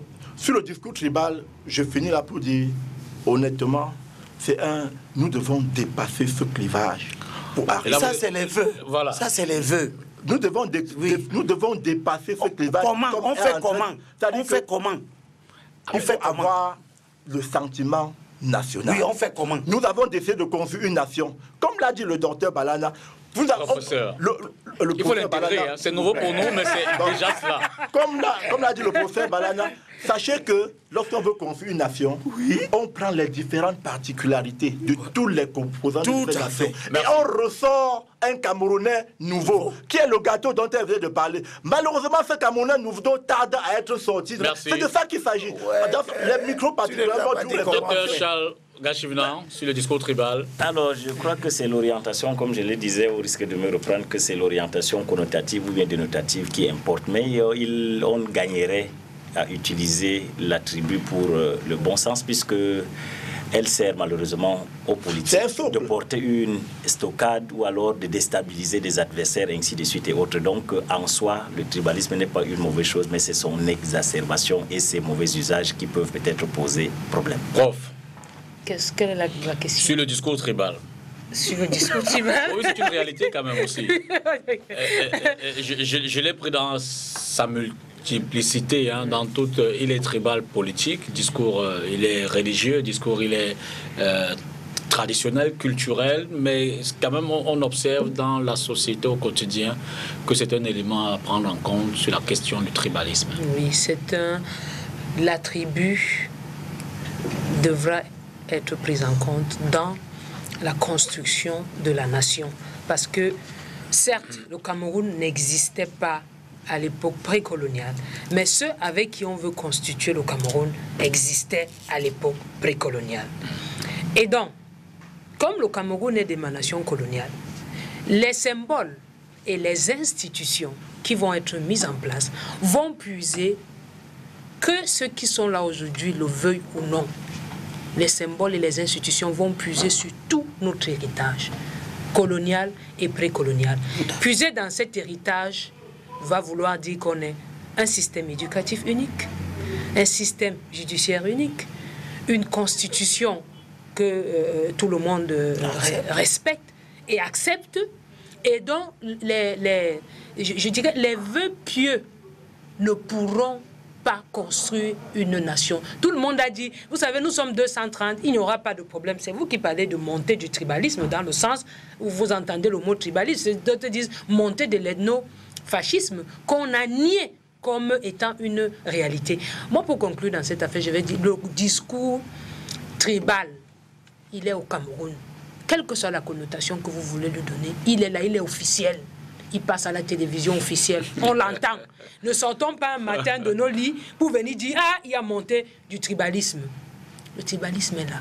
Si on nomme un bonhomme de chez moi, mon frère, ma soeur, mais je serais contente.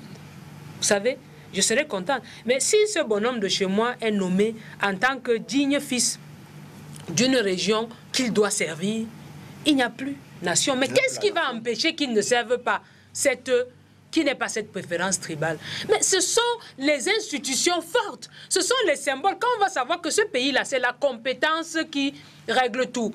Pour nommer les gens, les appels d'offres se font.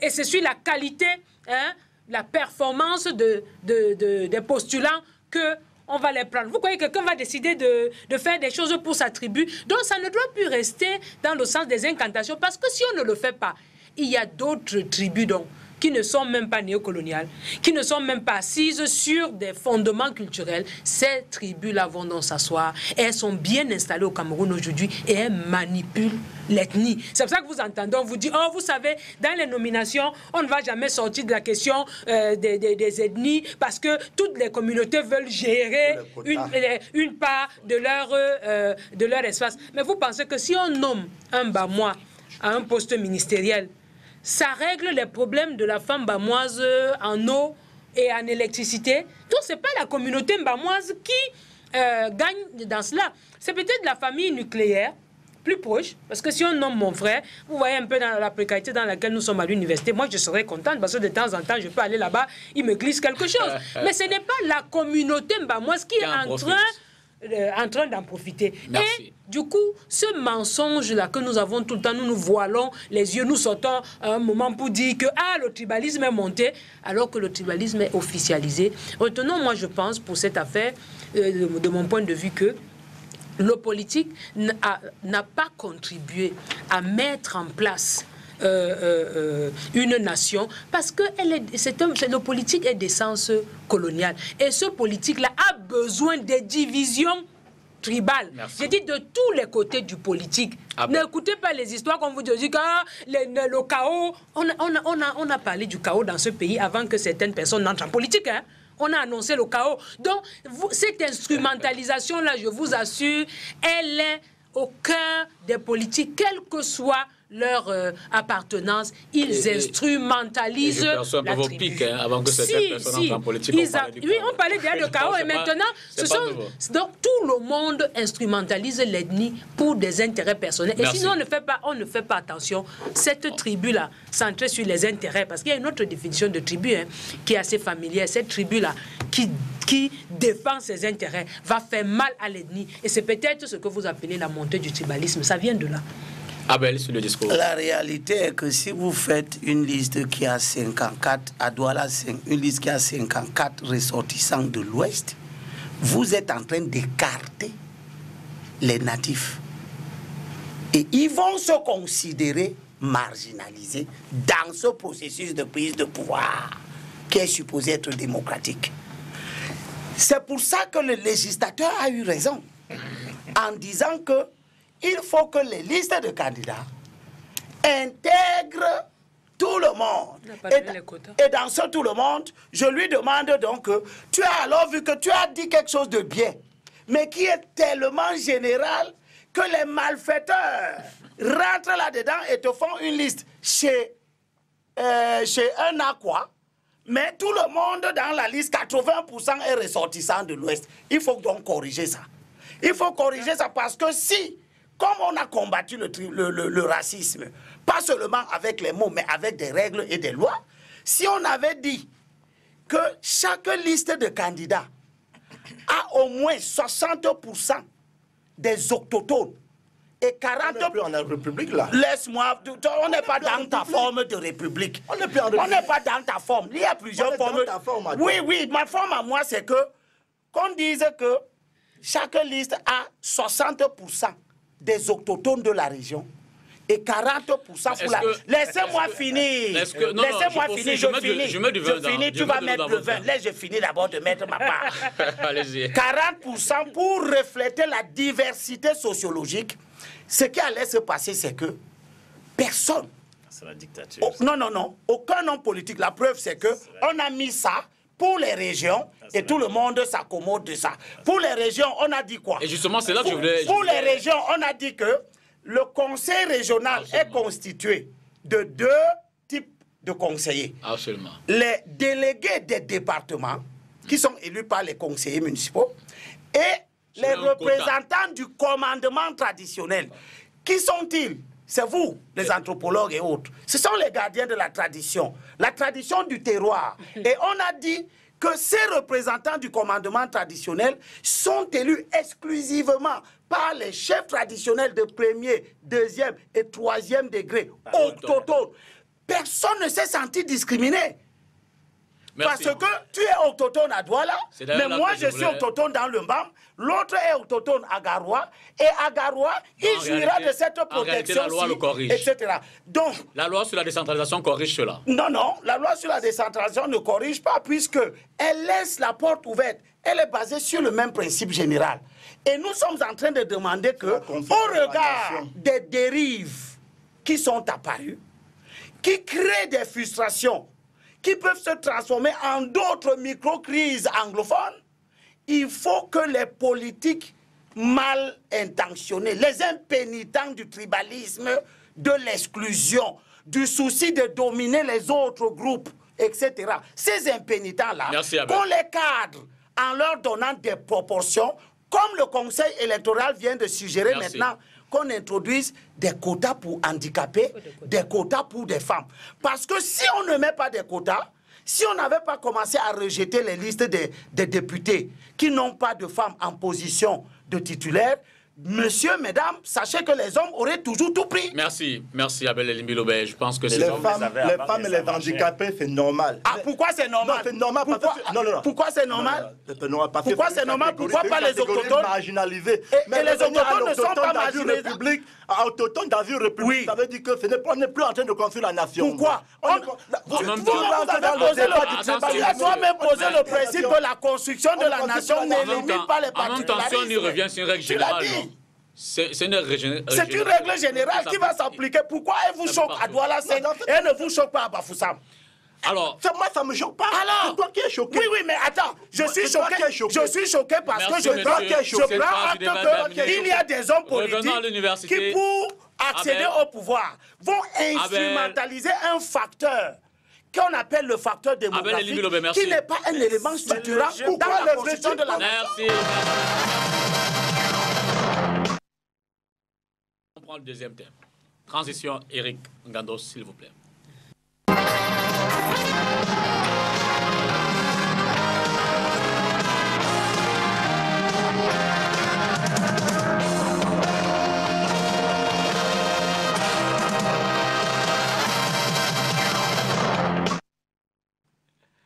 Merci. On va revenir à l'université, à l'enseignement supérieur, avec cet apport nouveau. Je dirais peut-être un ouf par anticipation. Je vais laisser le débat à ceux qui auront la parole. Peut-être par vous d'abord, docteur. Je l'ai rappelé, vous êtes quand même dans le mécanisme administratif aussi. Vous direz ouf. 2000 enseignants annoncés, une première centaine la vague. Le mouvement est activé pour le recrutement en 2019. 1000 d'abord, en 2019, et puis ça va être dégressif au fur et à mesure jusqu'en 2021. Je crois que c'est objectif. 500 l'année prochaine, 500 en 2021 aussi. Vous dites ouf, enfin. D'abord, pour vous en tant qu'enseignant aussi, hein, je pense que la dispense va être allégée en termes de cours. Sauf à être de mauvaise foi. Je crois que le ouf a vraiment sa place, peut-être même un triple ouf, parce que je crois que cette annonce vient quand même résorber, peut-être pas totalement, mais en partie, le déficit d'enseignants, d'une part, et puis bon, essayer un peu d'insérer les produits également des universités, parce que... Dans une double solution. La demande va être satisfaite en termes d'offres. Parce que ceux-là qui sortent de l'école et qui ont besoin de prendre la craie, commencer à s'impatienter, mais également le besoin à l'université également. Effectivement, parce qu'il n'y a rien de gênant de porter le titre de docteur, donc de savant, et de se trouver en train de errer. Je crois qu'il n'y a pas meilleur. Est-ce qu'on peut avoir une idée quand même sur le plan en termes de demande? Comment est-ce que vous, au niveau de l'enseignement, ça se présente? Bon, je crois que la demande est un peu forte. Et puis, il faudrait rentrer également dans certains calculs. Et puis, pour être honnête, si vous prenez les 3 derniers mois dans les universités d'État, je crois qu'il y a une valse très importante de soutenance. Et peut-être qu'on ne va pas questionner la crédibilité peut-être de ces soutenances, mais il y a eu un peu comme un effet d'entraînement.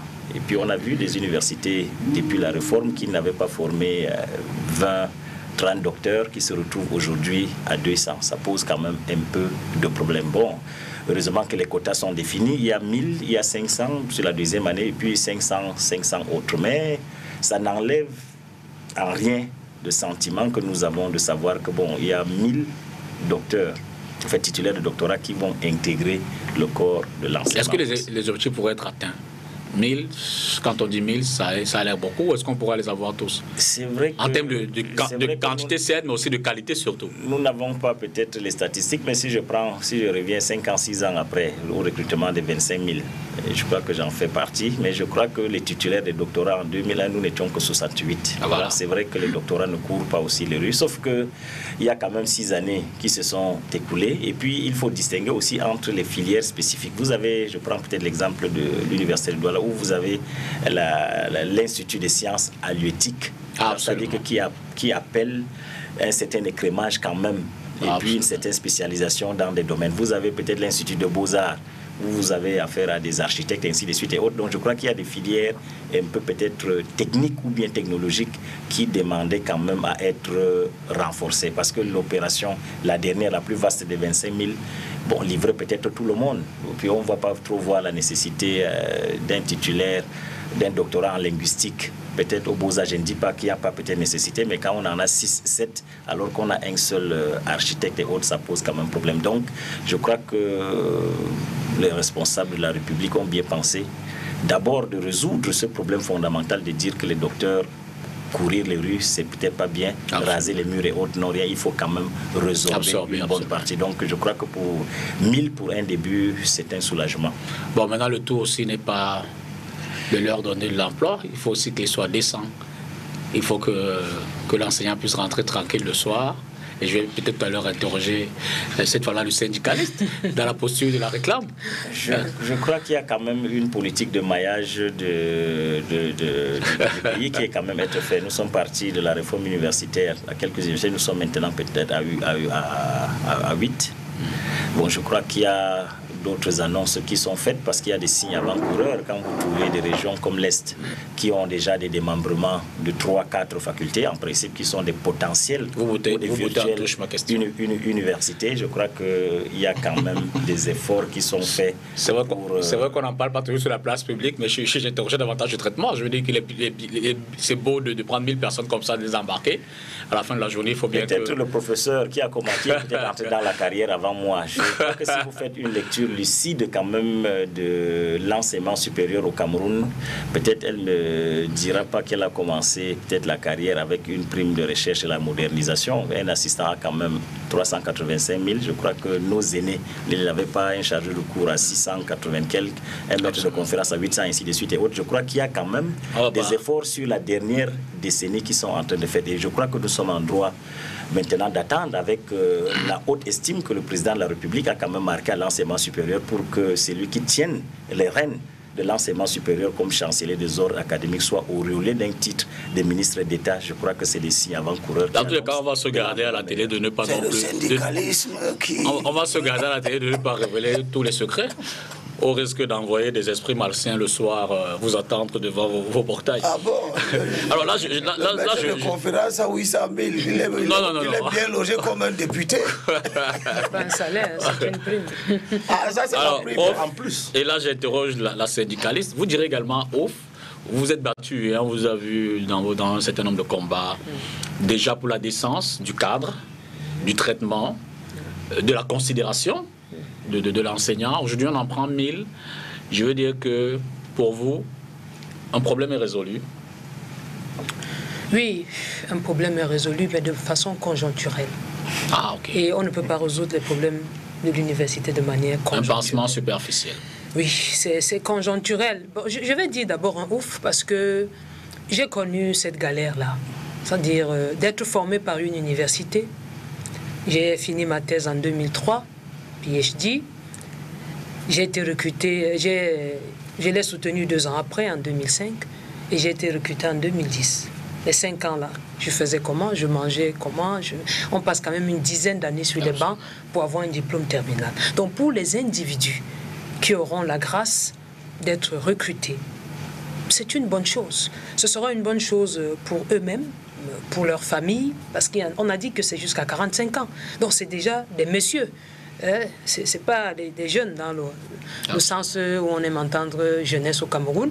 Ce sont déjà des adultes qui ont déjà peut-être formé des familles. Vous savez qu'en Afrique, on dit d'abord, prends d'abord la femme, les moyens viendront après. Absolument. Voilà. Donc, et puis, ils vont le statut aussi, le statut, malgré une relative précarité, le statut, pour ceux des universités camerounaises, ils travaillent, s'ils ont été formés à l'université, ils font des petites tâches là, ils les font depuis le master, ils arrivent au doctorat, ils ont eu le doctorat, 2 ans, 3 ans, 4 ans, 5 ans après, ils n'ont pas de statut. C'est une condition très difficile de n'avoir pas de statut à l'université. Je l'ai connu et je peux dire que c'est un ouf. Mais c'est conjoncturel.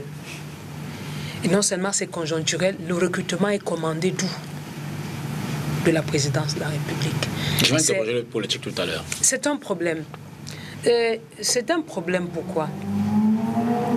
Je vais d'abord rester dans la conjoncture. Vous savez, on va recruter 1000 enseignants qui vont nous retrouver, nous. Dans quelles conditions d'exercice de notre métier sommes-nous? Ne faisons pas la fine bouche, informons notre communauté nationale, qu'elle sache. où sont logés les enseignants d'université dans notre pays. Donc, ils vont nous trouver dans des conditions de travail difficiles, sur plusieurs plans. Le plan salarial, je refuse d'entrer dans les détails. Mais il y a des pays qui nous dépassent. Et j'aimerais relever, contrairement à ce que le collègue a dit tout à l'heure, on n'est pas revenu au salaire que nous avions, que nos pères, nos aînés avaient, les salaires des Thomas Mélonnet. On n'est pas revenu à ces salaires-là. Avant la dévaluation. On a plutôt eu des primes, des allocations. Ces allocations qui, vous savez, chaque fois pour les payer, vous nous recevez ici sur vos plateaux parce que nous sommes en train de batailler, de dire que nous entrons en grève, etc. La 4e tranche de l'année écoulée n'est pas encore payée. Nous sommes en février 2019. Vous comprenez? Donc, ils vont nous trouver donc dans ces conditions difficiles d'exercice de notre métier. J'ai dit, passons sur les salaires, ne donnons pas trop de détails. Allons au niveau des infrastructures, obsolètes ou manque criard de certain nombre d'infrastructures, pas seulement les amphis. Les universités sont sans bibliothèque. Les laboratoires sont dans quel état? On a encore des universités créées il y a plus de 20 ans où les travaux dirigés se font dans des espaces loués, dans des collèges, dans la nuit, à côté des cimetières, avec les risques d'insécurité pour les centaines, les milliers d'étudiants qui y vont et les enseignants qui leur font ces travaux de télé. Je refuse de nommer les universités, mais c'est une réalité. Donc ils vont nous trouver dans cet environnement-là où les prestations qui pouvaient quand même permettre de minimiser la modicité des salaires, les prestations en interne ne sont pas toujours payées. Vous pouvez faire 3 ans sans avoir ces prestations-là payées. Ils vont donc nous trouver dans ces conditions-là. Sauf si il y a quelque chose qui viendra des instances politiques. En tout cas, on ne nous a pas encore dit. Donc, je ne vais pas aller regarder dans la besace. Mais pour le moment, voilà les conditions dans lesquelles ils vont nous trouver. Et qu'est-ce qu'ils vont faire, ces nouveaux venus? Ils vont directement entrer dans une mécanique. Excusez-moi de prendre du temps. Mécanique, parce que quand ils sont mécaniques, ça n'a pas d'âme. Mécanique de production de la recherche. Pour faire quoi?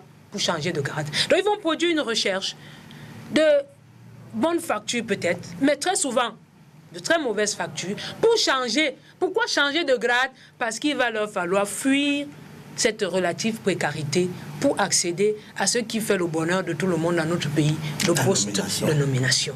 Du coup, les effectifs qu'on dit qu'on veut combler, on peut encore se retrouver dans les mêmes problèmes parce que les nominations là vont répondre à des logiques de distribution du gâteau national, de prébande. Donc on pourra venir piocher des gens qu'on avait déjà envoyés dans des départements pour régler un problème d'effectifs, pour les nommer ailleurs. C'est la réalité. Au détriment de l'enseignement. Voilà. Donc, à chaud, voilà ce que moi je peux dire. C'est bon, un ouf, pour des individus, pour des familles, pour des problèmes de chômage qui sont là. Hein? Mais, est-ce que ça va changer les mécanismes qui sont devenus pratiquement naturels et qui sont devenus l'essence de la gestion administrative dans nos sociétés? Je crois que je m'arrête. C'était la prochaine question. Je voulais relever quand même un aspect dont vient de parler le professeur Balana. La décision du recrutement a été prise par le président de la République. Donc c'est d'abord une décision politique. Évidemment, c'est le président. Certainement qu'il a des statistiques, il a un certain nombre de données qui lui permettent d'évaluer, d'apprécier et de répondre aux besoins qui se posent. Mais je veux dire que le fait que la décision parte de là ne pose-t-il pas problème? Absolument. Et vous ne devez pas être surpris sous le ciel du renouveau que cela pose des problèmes. Parce que, justement, nous nous trouvons... Je vais assimiler ça à un autre plan d'urgence. Donc, c'est-à-dire que les gens sont aux affaires pendant des années, des dizaines d'années, et un beau matin, ils constatent qu'il faut faire des plans d'urgence, comme s'ils venaient d'hériter d'une patate chaude. Parce que vous ne pouvez pas comprendre que si je passe sous le contrôle des enseignants qui sont autour de moi, si on prend un certain nombre de paramètres qui entrent dans l'éducation et la formation, aujourd'hui, nous constatons, et je l'ai toujours dit, notre véritable problème du Cameroun, c'est le défaut de planification. Vous ne pouvez pas penser, construire.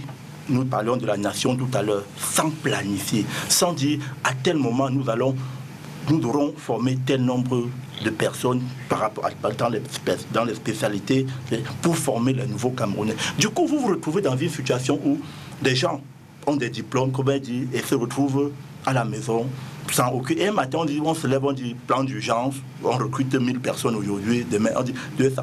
Il a si bien dit, je ne veux pas revenir là-dessus, il n'y a pas de statistiques. Vous ne pouvez pas être aujourd'hui.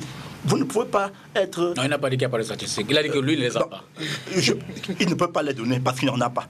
Ce n'est pas le seul domaine au Cameroun où il n'y a pas de statistiques. Je dis, en dehors de toute statistique possible, vous ne pouvez pas dire que vous vous réveillez là un matin, vous n'êtes pas sûr, les 2000, ça va créer un ouf de soulagement justement pour ces docteurs qui étaient au quartier, qui squattaient, on ne sait pas où. Mais est-ce que ça va combler le déficit? On n'en est pas sûr. Allez dans les amphis, vous voyez comment les enfants prennent les cours. Est-ce qu'aujourd'hui, est-ce qu'après autant d'années, si nous nous disons indépendants, nous devons encore en être là? Moi je dis non. Si le président de la République, bon, on va dire peut-être c'est une autre promesse, on va dire une promesse qui tient.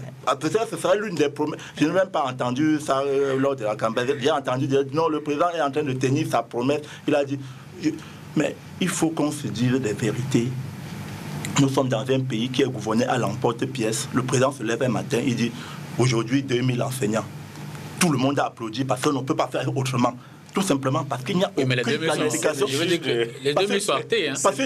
La première vague est en train d'être... La première vague est en train d'être... On ne peut pas dire qu'il n'a pas... Est-ce que ça résout donc le problème? Peut-être de manière partielle. Il faut revoir le problème. Il faut voir le problème de l'enseignement dans sa globalité. Il a dit tout à l'heure, vous ne pouvez pas être en train de vouloir construire un pays avec tout ce que cela comporte et vous avez besoin des architectes, vous n'en avez pas.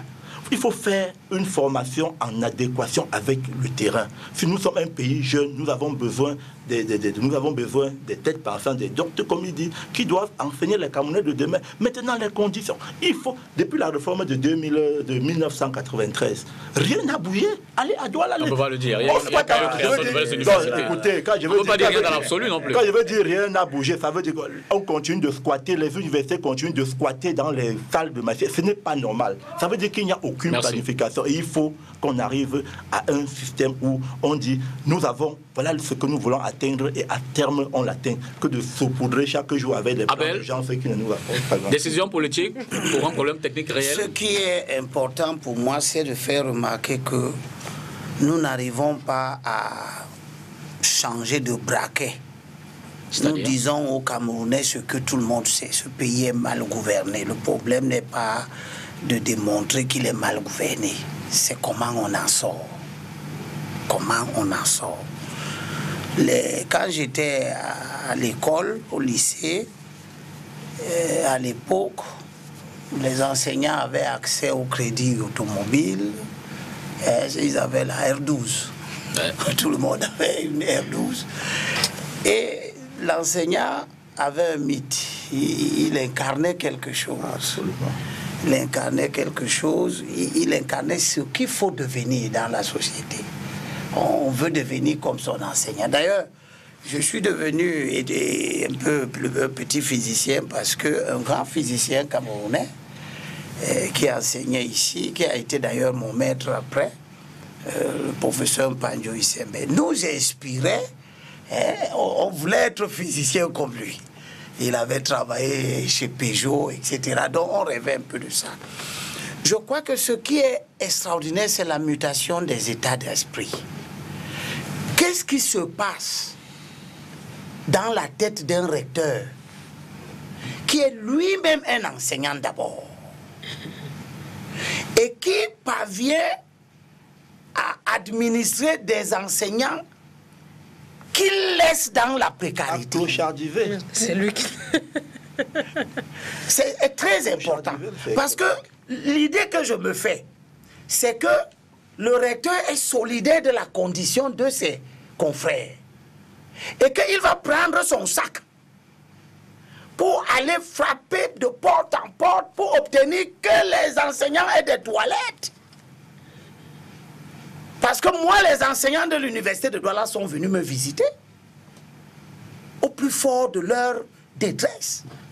Me dire jusqu'à quel point, même les conditions d'hygiène les plus élémentaires, j'ai dit que j'allais en parler. Et j'en parle aujourd'hui. Je suis d'ailleurs satisfait. Quel est ce recteur qui lui-même était un enseignant d'abord? Il est devenu recteur. Et il a oublié complètement d'où il est venu. Qu'est-ce que ça m'inspire? ça m'inspire la nécessité de changer les hommes. Les hommes. Il faut créer des couloirs. Je vous le dis, si vous continuez à organiser la société camerounaise de telle sorte que vous considérez que certains espaces ne sont pas les vôtres, parce qu'il n'y a pas de députés enseignants. Il n'y a pas de députés qui sortent des corps enseignants. On préfère avoir des députés qui sortent des marchés, etc., qui viendront à l'Assemblée et qui ne sauront jamais qu'il faut demander au ministre de l'Enseignement supérieur que la question des salles de TD de l'université de Douala, tu as réglé ça comment? Ça fait depuis le mandat passé, l'année passée au budget, on a inscrit ça. Mais qu'est-ce que sont devenus? Pourquoi j'étais visiter les enseignants? J'ai vu que les TD se font encore au collège tel. Pourquoi les TD de l'université se font au collège? Qu'est-ce qu'il te faut? C'est le terrain qui manque? C'est l'argent? Ou c'est toi qui aimes que tes enseignants enseignent dans des conditions comme ça? Tant que tu n'auras pas de député capable de poser au ministre ce genre de problème, tant que tu n'auras pas à l'Assemblée nationale des députés qui sont capables de convoquer une commission et demander au recteur de venir expliquer pourquoi ses collaborateurs, ses confrères qui sont enseignants, comme lui il était hier, parce qu'il est devenu un administratif. Mais d'ailleurs, je crois savoir que certains recteurs enseignent toujours pour ne pas perdre souvent la main. Il voit les salles de classe, il voit l'amphi de l'ESSEC, le grand amphi qui en réalité, qui n'était pas un amphi, qui était un gymnase, dont le sol est complètement bousillé. Il faut combien de tonnes de ciment pour arranger ça, mettre un carrelage à cet endroit, puisqu'on ne joue plus, on ne fait plus du sport là-dedans. C'est devenu... Qui pose les problèmes de l'université et à qui? Parce que si on attend d'accumuler le besoin en enseignants jusqu'à 1000 avant de prendre la décision, ça veut dire que le recteur n'est jamais parti voir le chef de l'État pour lui dire, Monsieur le Président, j'ai besoin des gens. Justement, il n'est jamais parti. Donc, il faut qu'à l'occasion des élections, je termine par là, les élections sont un grand moment où beaucoup de choses peuvent être résolues dans le pays. En commençant par changer les hommes qui ont déjà montré leurs limites. Il faut faire arriver à l'Assemblée nationale les gens qui sont représentatifs de différents corps de métier. Parce que c'est eux qui connaissent. On ne parlera jamais mieux des enseignants plus qu'eux-mêmes. Alors, prof, évidemment, les problèmes sont multiformes, multisectoriels même, si tant il est vrai que dans votre domaine, il y a également des secteurs. Mais je veux dire que c'est quand même un pas vers la résolution d'un certain nombre de questions. Oui, je vous ai dit qu'au plan, ça relève de la conjoncture, parce que ça ne s'inscrit pas.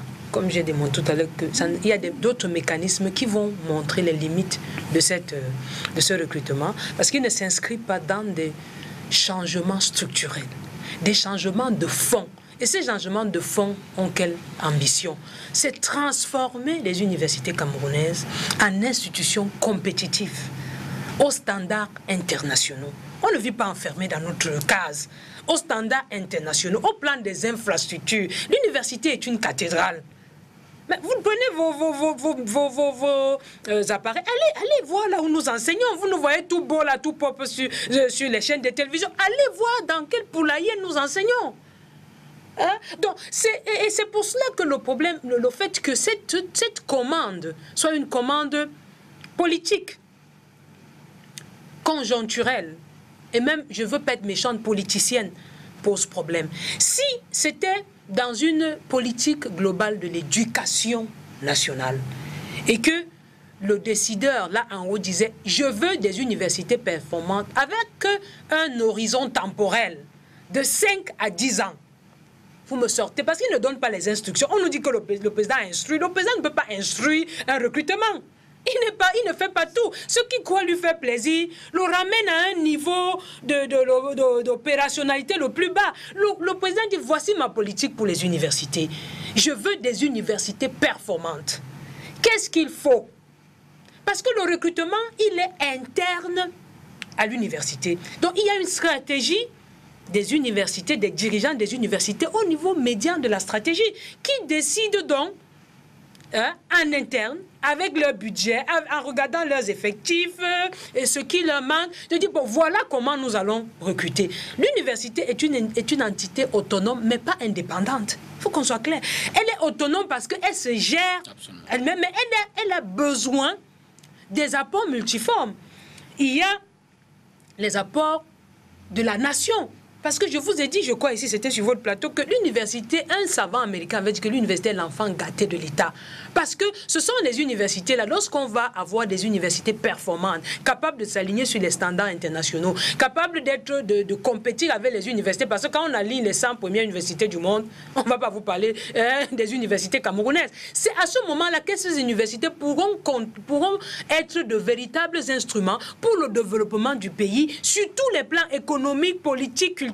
Une université à Douala peut être un pôle de production, pas seulement l'économie qu'on voit là, mais de l'industrie culturelle dans une ville comme Douala, l'industrie culturelle. Les gens voient beaucoup les ingénieurs, les économistes, mais il y a tellement de choses à faire. Pour cela, il faut que la vision globale dont là soit implémentée, mais elle n'est pas implémentée par les recrutements. Les recrutements sont des questions techniques qui se gèrent en interne. Mais puisque c'est maintenant, c'est ce que nous avons pour le moment. Ce que nous espérons, moi je crois, c'est que nous espérons, parce que moi j'ai connu ce statut-là, nous espérons que, comme on nous dit déjà, il y a les fonctionnaires qui ont déjà un salaire, ce n'est pas pour résorber le chômage. Dans les mots du ministre, il y a des fonctionnaires qui ont déjà un salaire, qui pourront déposer les dossiers. Donc, vous comprenez que les gars qui trient même dans les universités camerounaises peuvent avoir des problèmes à y entrer. Il y a la diaspora qu'on attend. Vraiment, on a un chômage au Cameroun, il touche gravement toutes les couches des diplômés. Et j'espère que ceux qui vont piloter ces dossiers n'ont pas déjà leur dossier de leur personne qui ne répondent à aucun élément de performance. Parce que si ce sont leurs fils ou leurs cousins et que ces gens ont la qualification et la performance pour transformer nos universités, pourquoi pas? Quelqu'un peut venir de la diaspora qui a fait des études poussées dans des laboratoires bien équipés. On l'injecte là dans le recrutement pour qu'ils puissent tirer ceux qui sont des locaux. Mais si ça va obéir à des visées de partage, de prébande, d'équilibre régional, etc., étant donné que même si ça se fait, ça va se faire dans l'orthodoxie, entre guillemets, c'est-à-dire ça va passer des départements vers les rectorats, le final, c'est de politique. Ce sera au ministère. Merci. Donc, on espère. On peut penser néanmoins que les différentes réformes qu'on a observées dans le mécanisme de gestion et de gouvernance de l'université ont résolu un certain nombre de problèmes structurels. Oui, je crois que je ne serai pas aussi pessimiste que la grande sœur. Je ne suis pas, pardon, retirez un peu. Je crois qu'il y a quand même un peu d'assaise qu'il faudrait quand même prendre. Je crois que je ne défends pas de toute façon l'université de Douala, mais il faudrait quand même tenir compte d'un certain nombre de paramètres. L'université de Douala, c'est 11 établissements. Ça dit que dans une approche comparative, c'est un peu Yaoundé 1 et Yaoundé 2. Douala n'a pas connu cette segmentation. De deux, je crois que depuis la réforme de 93, il y a quand même un certain nombre de crédits qui sont virés pour les investissements, les infrastructures. Ça, c'est évident puisqu'il n'y a pas eu de soulèvement à ce niveau. Et quand vous revoyez l'histoire également de ces universités, il n'y a pas eu de remous sur le transfert de la subvention que l'État apporte aux institutions universitaires. Donc, la vérité, c'est que Douala a cette particularité d'être peut-être une ville assez ouverte.